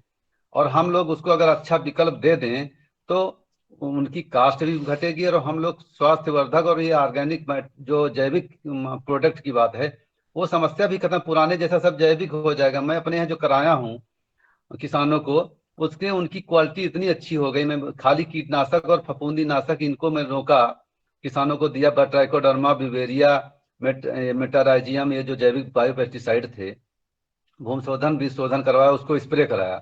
और रही लाइट ट्रैप फेरोमोन ट्रैप की स्ट्रिप लगवाया गया, ट्राइकोकार्ड। और वहां दवा आप ये समझ लें कि 90% बंद है, और कोई भी आदमी वहां जाकर देख सकता है, कोई किसान उनसे बात कर सकता है, वो कमर्शियली कर रहे हैं किसान। और ये सब जो समस्या है ना, उनका प्रोडक्शन 20-25% बढ़ जा रहा है उसमें, क्योंकि जो नुकसान होता था कीड़ों से वो घट जा रहा है, वो जीरो हो जा रहा है लगभग 90%। आप अमरूद एक भी नहीं बचा पाते बरसात वाला। आप 2 फेरोमोन ट्रैप लटका दें, एक बीघे में 4 ठो लटका दें, जैसे फ्लावरिंग शुरू होती है, आपका 90% अमरूद बच जाएगा। और आप कोई भी विधा लगा लें, आप नहीं बचा पाएंगे उसको। जी। इवन बैंगन और ये टमाटर में भी यही समस्या, जो बोरर की समस्या खाली लाइट ट्रैप फेरोमोन ट्रैप से कंट्रोल हो जाती है 80%। हेलो। हाँ जी, जी जी, डॉक्टर आप साहब। बिल्कुल सही कह रहे हैं। और मैं बता रहा हूँ, मैं जितने जी, किसान कर रहे हैं, आप जितने लोग बैठे हैं, जी, जो भी कहते हैं ईमानदारी से कि उनकी गाड़ी वहीं फंसती। मैं खूब नजदीक किसान से गया, मैं जिला का अधिकारी था, मैं खूब किसानों से मिलता था, उनकी बात समझता था। फिर मुझे लगा कि क्या कर सकते हैं हम लोग आसान रास्ते, तो उसमें हमने सब इंटीग्रेट कराया। और उनका जैविक से मैं टेस्ट कराया, उनका जो नमूने उसके खाद्य पदार्थ के, उसमें सब हमारे लेवल के नीचे था हर चीज पेस्टिसाइड। तो क्या जरूरत है कि हम पहले आसान रास्ता बतावें, आसान से हम कठिन की तरफ जाएं। वो जीवामृत घन जीवामृत भी बनावे, हम नहीं मना कर रहे हैं कि वो ना बनावे, वो चीज धीरे धीरे बढ़ाता जाए। मगर पहले हम उनको आसान रास्ता, कि जो गोबर इधर उधर फेंके रहते हैं लोग, वो कूड़ा हो जाता, बरसात में पानी से बह जाता, उसके जो न्यूट्रिएंट से बह जाते, खाली कूड़ा रह जाता, वही हम लोग खेत में फेंकते जाके, उससे कोई मतलब नहीं। तो ये अगर वही वर्मी कंपोस्ट बना ले तो उसका वो भी न्यूट्रिशन बचा रहेगा, जो पानी के साथ इधर उधर बह जाता है। खेत में अगर हम पेस्टिसाइड जो क्लोरीपाइरिफास हम उसके नाम पे डालते हैं, दीमक के नाम पे, उसकी कोई जरूरत नहीं। अगर आदमी ये यही ब्यूवेरिया बैसियाना 1 किलोग्राम प्रति एकड़ के हिसाब थोड़ा मल्टीप्लाई करके 20-25 किलोग्राम गोबर में डाल दे 2-3 साल में वो साइकिल पूरी हो जाती है और जो जमीन के कीड़े हैं वो लगभग कंट्रोल हो जाते हैं। और उसी के नाम पे डाल डाल के कंपनियों वालों ने सब बर्बाद कर दिया कि जो जमीन के केचुआ मारने में वही बीजीसाइड और ये इंसेक्टिसाइड का मेन रोल है। जी जी आदरणीय, आपने बहुत सारी बिंदुओं पे, आवश्यक बिंदुओं पे और बहुत ज्वलंत बिंदुओं पे बात रखी है। और आदरणीय, हमारे मेरे ख्याल से आदरणीय पवन सर जी मुझे दिखाई नहीं दे रहे हैं, या मेरा नेटवर्क सही नहीं है। जी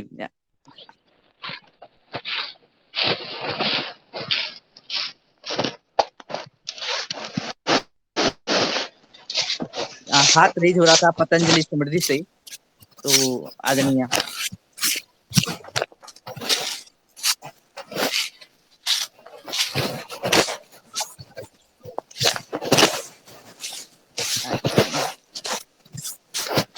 आदरणीय गजानन जी से निवेदन है कि वो अपने बात रखें, उनका माइक ऑन है।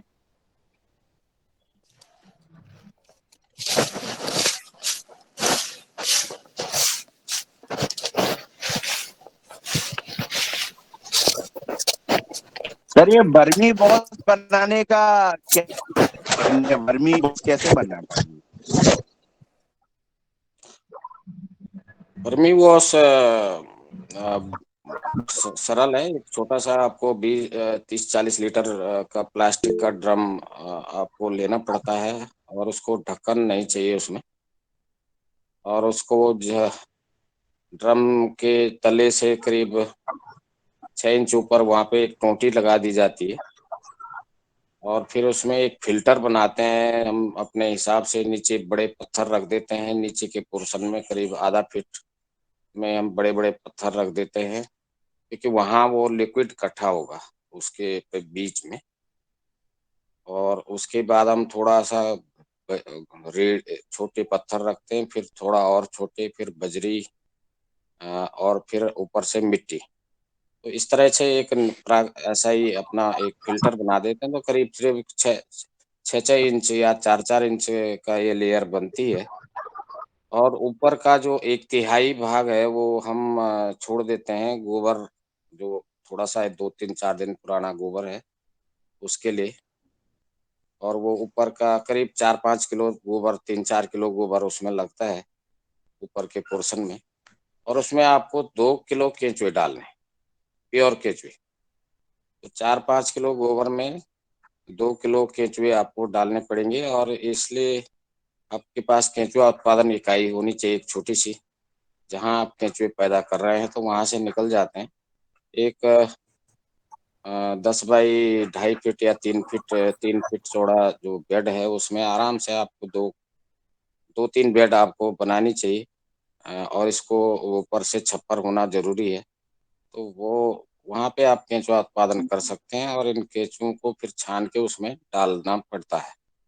और फिर ऊपर से थोड़ा सा घास पात डाल के इसको छाया में और किसी शेड में रखना जरूरी है। ऊपर से छत होनी जरूरी है। इसको 20 दिन में ये तैयार हो जाता है। तो 20 दिन बाद आप इसको टोटी, उसमें हल्का हल्का छिड़काव करना पड़ता है। और 20 दिन बाद इसके ऊपर से टपक विधि से एक और घड़ा या कोई कंटेनर से जो है बूंद बूंद करके पानी पड़ता है, जो उसके रस को, जो जो केंचुए के बॉडी वाश और जो भी उसने न्यूट्रिएंट बनाए हैं, वो 3-4 किलो 4-5 किलो गोबर खा के वो नीचे आ जाते हैं बेस पे।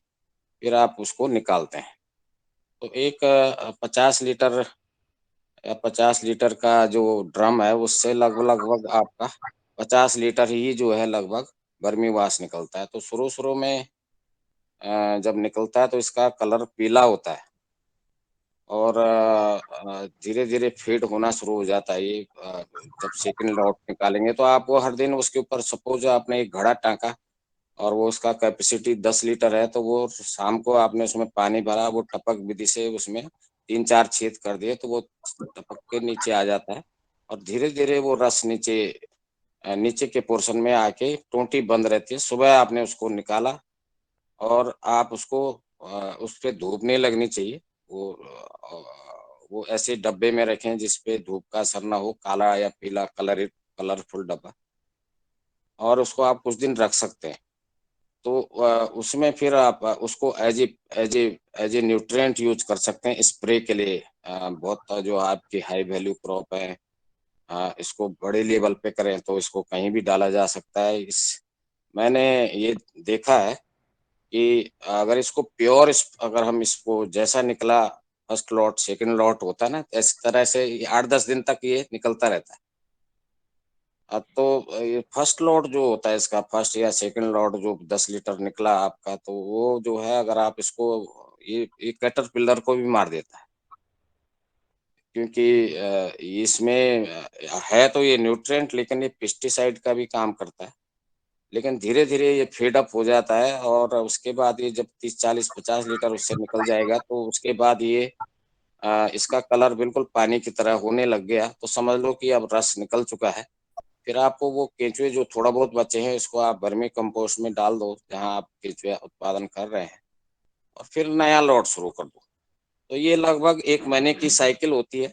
20 दिन उसको मल्टीप्लाई होने में लगते हैं, उसको तैयार होने में लगते हैं। 10 दिन आप रस निकालेंगे और वर्मीवाश जिसको कहते हैं, और फिर आप उसको हटा देंगे पूरा गोबर, फिर नया लॉट डालेंगे फ्रेश गोबर का, और उसमें फिर नया 2 किलो केंचुआ डालेंगे। तो ये इस तरह की प्रक्रिया होती है। और ये बहुत अच्छा है एज ए मतलब न्यूट्रिएंट।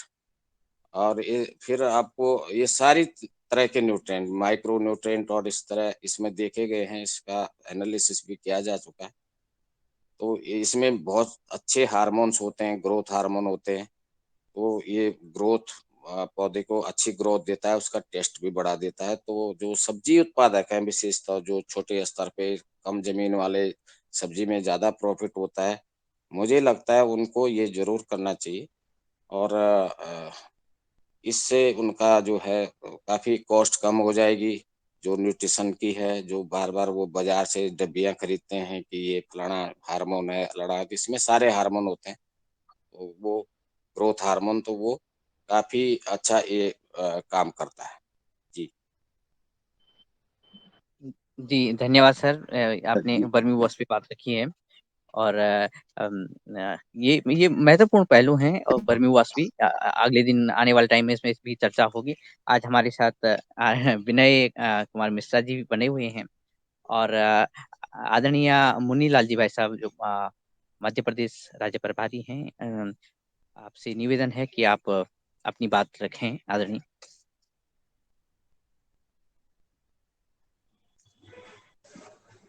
और शायद आज मेरा नेटवर्क कुछ स्लो भी चल रहा है, मेरी आवाज वहां पे अगर पहुंच रही हो, और आदरणीय मुनीलाल जी तक आवाज नहीं पहुंच रही है। आदरणीय ओंकार ओंकार जी।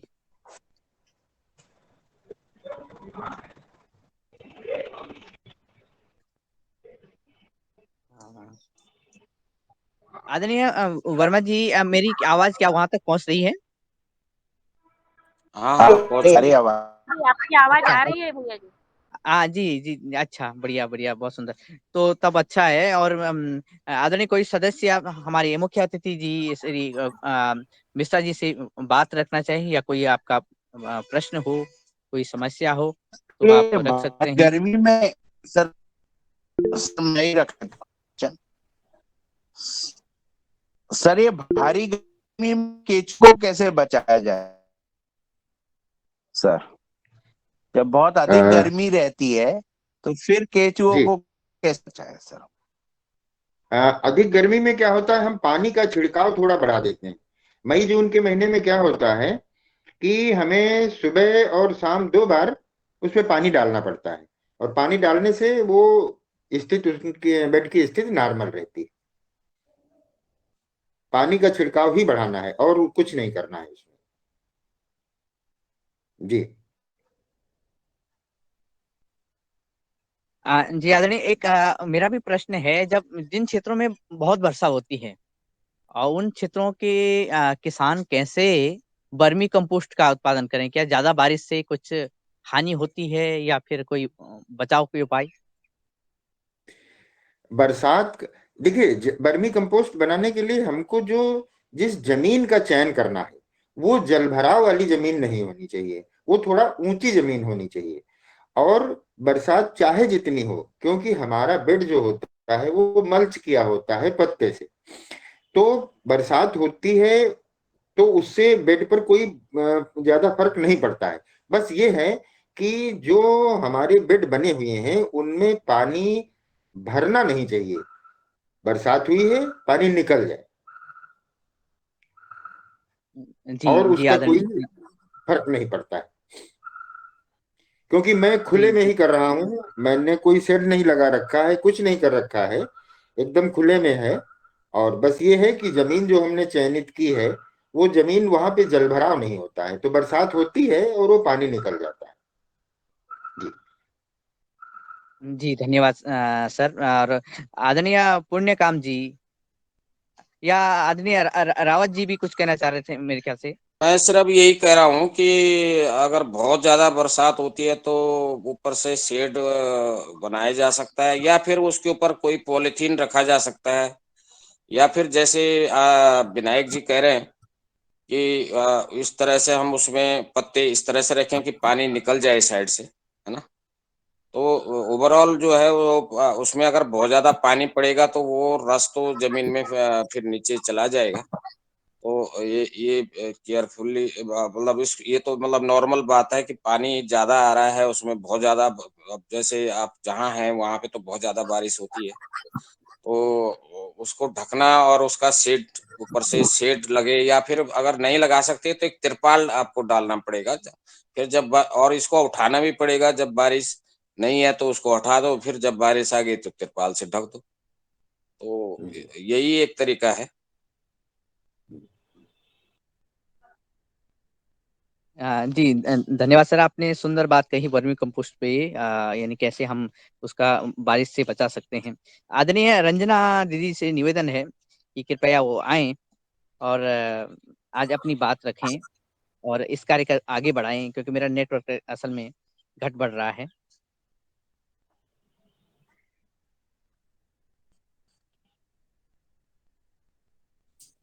ओम धन्यवाद दिनेश भाई जी, आपका नेटवर्क थोड़ा आज नीलकंठ साबले भैया जी। हाँ हाँ जी जी बहन, रंजना बहन जी कंटिन्यू करिए। जी जी, नहीं नहीं, करिए करिए सर, आप ही करिए, क्योंकि क्या होता है कि इनमें आवाज आ आप जाती है, कम हो जाती है। जी जी, तो करिए। आप योगपीठ हरिद्वार है तो कुछ वहां से भी बात करें तो हमें भी परम पूज्य स्वामी जी, नहीं, परम पूज्य आचार्य जी का आशीर्वाद हाँ, मिलना जैसा हो रहा। योगपीठ हरिद्वार से हम निकल चुके हैं। अभी रुड़की स्टेशन से बैठ गए हैं, अभी तो नई दिल्ली जाना है, फिर नई दिल्ली से नागपुर के लिए ट्रेन मिलेगी। तो अभी सफर में ही है, तो आगे आप ही संचालन कर दीजिए। जी जी धन्यवाद। आज हमारे बीच किसानों का जो संवाद चल रहा और हमारे आदरणीय विनय कुमार जी मिश्रा जी और दूसरे भी विनय कुमार वर्मा जी जो पूरा मार्गदर्शन कर रहे हैं, और वरिष्ठ वैज्ञानिक भी रघुवीर रावत सर जैसे कोई हर कोई मार्गदर्शन इससे मिल रहा है सभी किसानों को। तो हम आज इस सदन में हमारे शैलेश कुमार यादव जी ने हैंड रेज किया है, तो वो भी अपना प्रश्न पूछ सकते हैं, और अन्य किसानों से भी शरद वर्मा जी का हैंड रेज था। तो और भी कोई किसका मन में इस मार्गदर्शन के इसमें कोई प्रश्न पूछना चाहते हैं तो हम उनको आमंत्रित करते हैं। ओंकारनाथ जी, आदरणीय ओंकारनाथ जी। बहुत बहुत धन्यवाद। मैं ओंकारनाथ पलामू झारखंड से हूँ।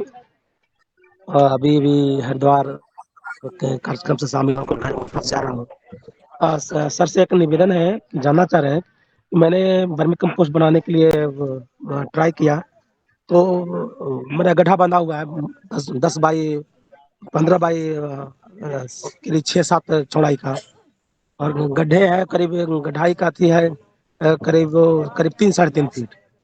लेकिन उसमें गोबर डाला तो केचुआ सब मर गए। तो बाद में पता चला कि नहीं, वो तो केचुआ आपका हीट से मर गया। तो मैं जानना चाह रहा हूँ कितने दिन का गोबर सड़ा हो, कितने दिन का पुराना गोबर डालना है उसमें।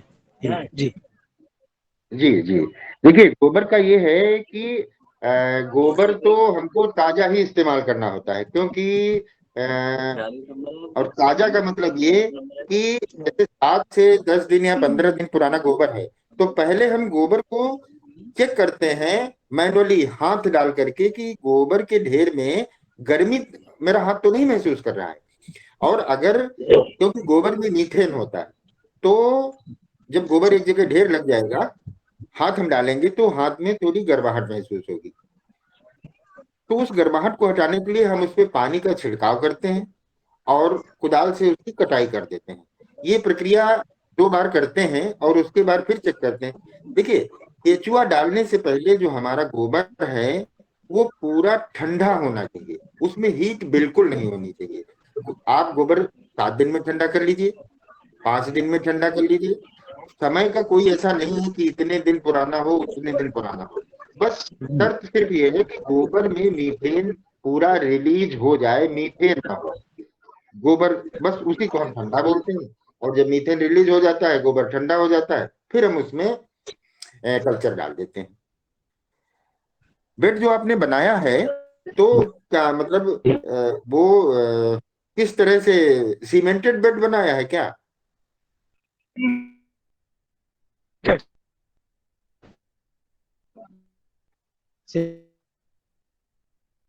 आवाज मेरी नहीं मिल पा रही है? नहीं, आपकी आवाज आ रही है। आपकी तो आ रही है।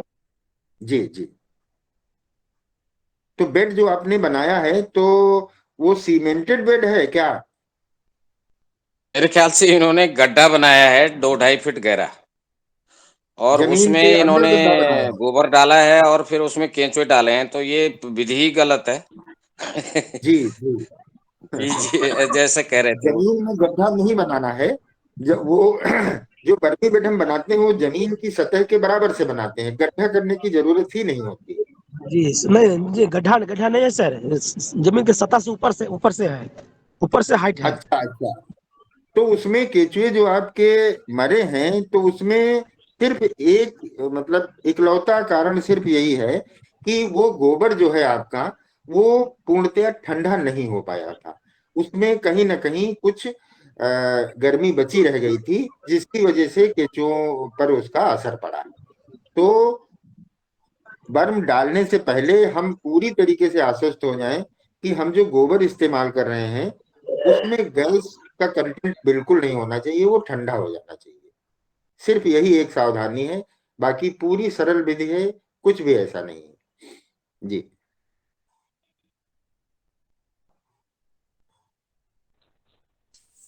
हाँ, ओंकारनाथ जी, आपका समाधान हुआ तो मैं आगे चलता हूँ।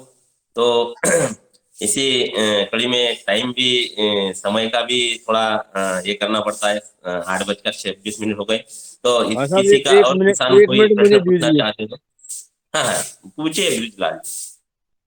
मैं ये कह रहा था महोदय कि हमारे यहाँ मतलब बर्मी कंपोस्ट के लिए गड्ढा तो ऊपर बना लेते हैं सतह के ऊपर, लेकिन उसमें कुछ गोबर डालते हैं, कुछ कचरा डालते हैं, कुछ मिट्टी विट्टी भी डालते हैं, ऐसा कुछ है या केवल गोबर से ही काम होता है?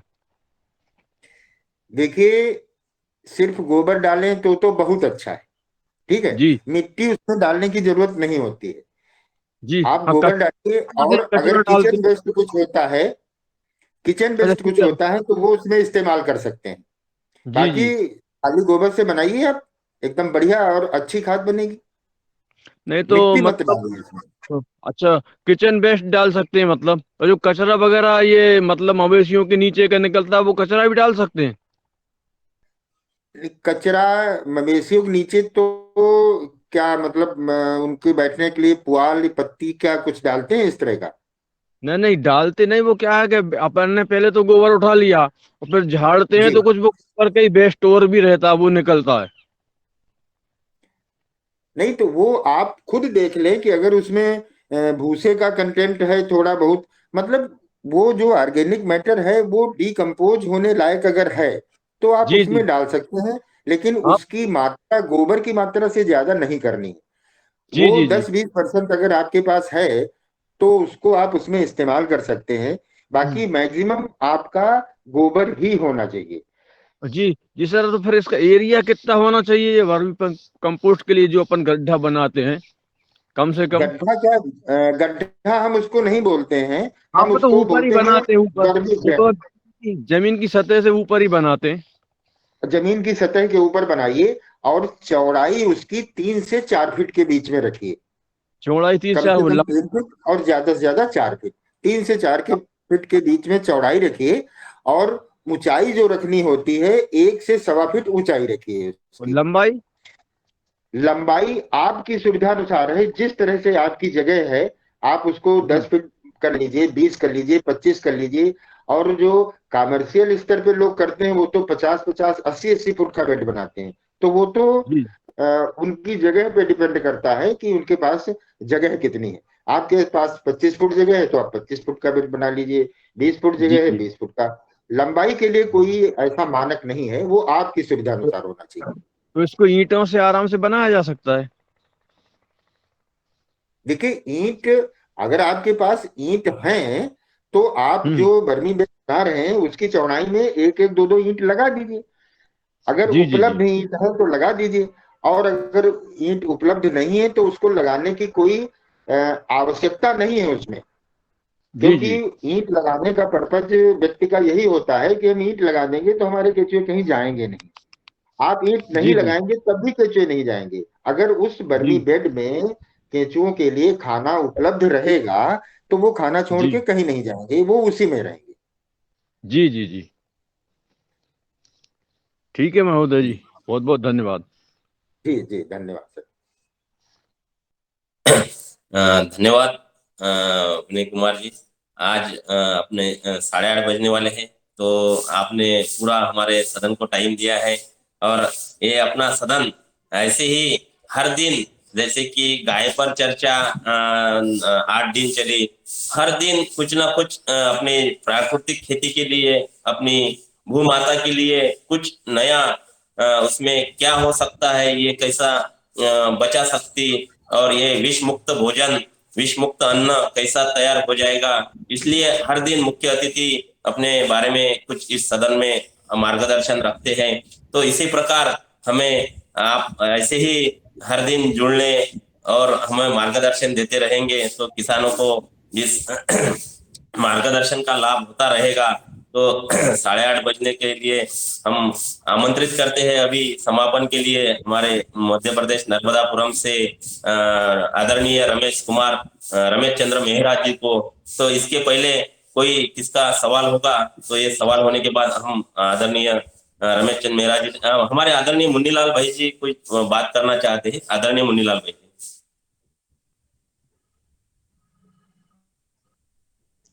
जी हाँ, ये हमारा माइक चालू है साबड़े भैया जी। जी जी, आप कुछ बात करना चाहते हैं?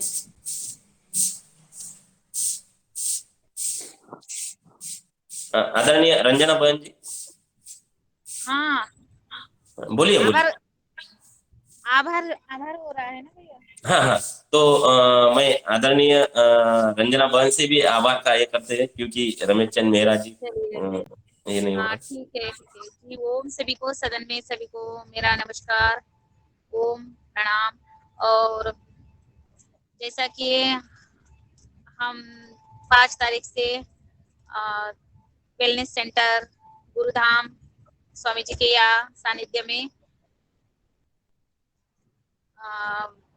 ट्रीटमेंट के लिए और बैठक भी थी, तो उसमें आमंत्रित हुए। और वहां पर बहुत सुंदर, बहुत अच्छी ठंडी थी, बढ़िया ठंडी का तो आनंद ही आनंद था। और ठंडी के तो बता ही नहीं सकते हम, वहाँ की ठंडी बहुत अच्छी है। और फिर आदरणीय पवन कुमार सर, आदरणीय विवेक बेनीपुरी जी सर, और सभी योगाहार के सभी स्थायी सदस्य, ओंकारनाथ भैया जी, राजेंद्र जी, और हीरालाल कुशवाहा जी, सभी सदस्य हम वहां पर मिल गए थे। और सभी ने पवन सर की आज जाकर भेंट दी। और वहां पर मीटिंग ये सब कुछ हो गया, तो ये तो हम बाद में भी कह सकते हैं। फिर अभी तो हमारा समय हो गया, चलिए।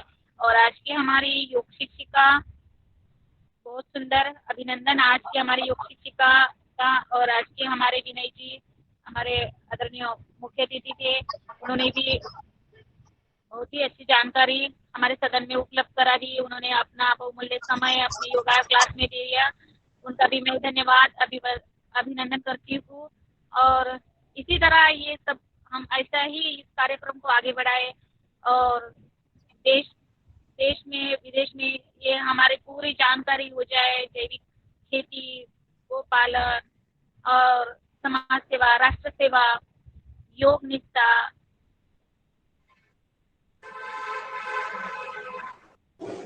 तो इस कार्यक्रम में जुड़ते हैं दिनेश भाई साहब, नीलकंठ सावड़ी जी, डॉक्टर कुशल दुबे जी, सभी अन्य सदस्यगण हैं, रोज कंटिन्यू अपना समय देते हैं। सभी का मैं धन्यवाद अभिनंदन करती हूँ। और इसी के साथ आज के कार्यक्रम का समापन करते हैं। चलिए, आदरणीय श्री मुन्नीलाल भैया जी, मध्य प्रदेश किसान सेवा समिति टीकमगढ़ से, आदरणीय बहन राजश्री कुशवाहा जी, आदरणीय A1 सेमवाल जी, आदरणीय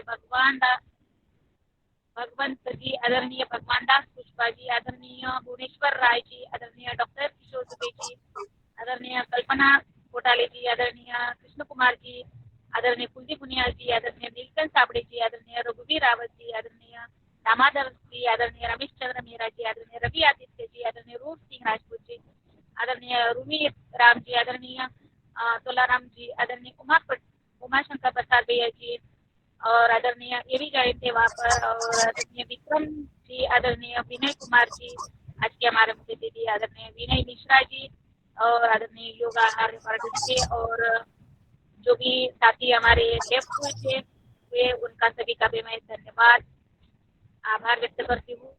इसी के साथ कल सुबह योगाहार कार्यक्रम मिलते हैं 5:30 बजे। तब तक सभी को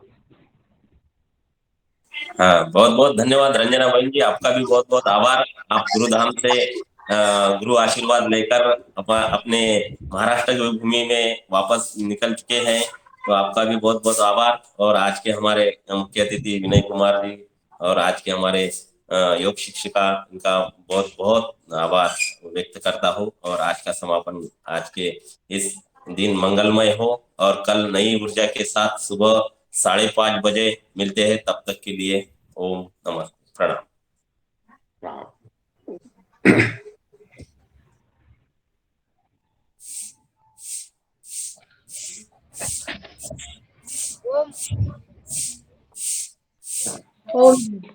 रंजना बहन, आप रुड़की में पहुंच गए क्या? रुड़की पहुंच गए? रुड़की? हाँ, रुड़की से निकल चुके हैं। अच्छा अच्छा, तो ट्रेन डायरेक्ट दिल्ली से होगी ना आपकी? हाँ, दिल्ली से। अच्छा, तो दिल्ली से कितने बजे ट्रेन है आपकी? दिल्ली से हाँ है 3 बजे है। 3 बजे। तो कब पहुंचेगी नागपुर? नागपुर बजे सुबह सुबह पहुंचेंगे। अच्छा अच्छा, हाँ ओके, तो अच्छा हुआ ना। पुसद में। हाँ, कल पहुंच जाएंगे 12 बजे तक पुसद में। हाँ कल। अच्छा अच्छा, तो अक्षरा क्या बोलती है भांजी हमारी? अक्षरा क्या बोलती है भांजी? अक्षरा बढ़िया है। अच्छा, हुआ सब अक्षरा का कल जन्मदिन है, उसको चिंता लगी है हमारे बर्थडे का होगा। कल है क्या? कल है ना? कल 10 तारीख है। हाँ, तो इसके पहले हमारा ट्रेन में बर्थडे होगा। मैंने बोला बढ़िया होगा, ट्रेन में ही होगा। तो ट्रेन में भी होगा तो ये बर्थडे तो हाँ, ये ट्रेन में बर्थडे होगा कल उसका। हाँ, तो इसमें पहले बर्थडे को अपन ने उसका योग की कक्षा ली थी, और एक तरबूजा भी काटा था केक के बिना, क्योंकि एक आजकल अपन जब प्राकृतिक जैविक खेती करते हैं तो ये जन्मदिन वाला केक भी हटाना चाहिए, क्योंकि इससे जगह फ्रूट है और अलग अलग कुछ जो मिलता है किसानों के घर में, करेला है, काकड़ी है, तरबूजा है, जो सीजन में मिलता है वो काटकर अपना दिया जलाना है, दिया बुझाना नहीं है। और योग कहता है कि जुड़ना है, तो इस संस्कृति प्रकृति के साथ इस को जुड़ना है और जुड़वाना है लोगों को। तो इस अक्षरा हमारे भांजी को जन्मदिन की एडवांस हम शुभेच्छा देते हैं और मिलते हैं कल सुबह। ओम प्रणाम।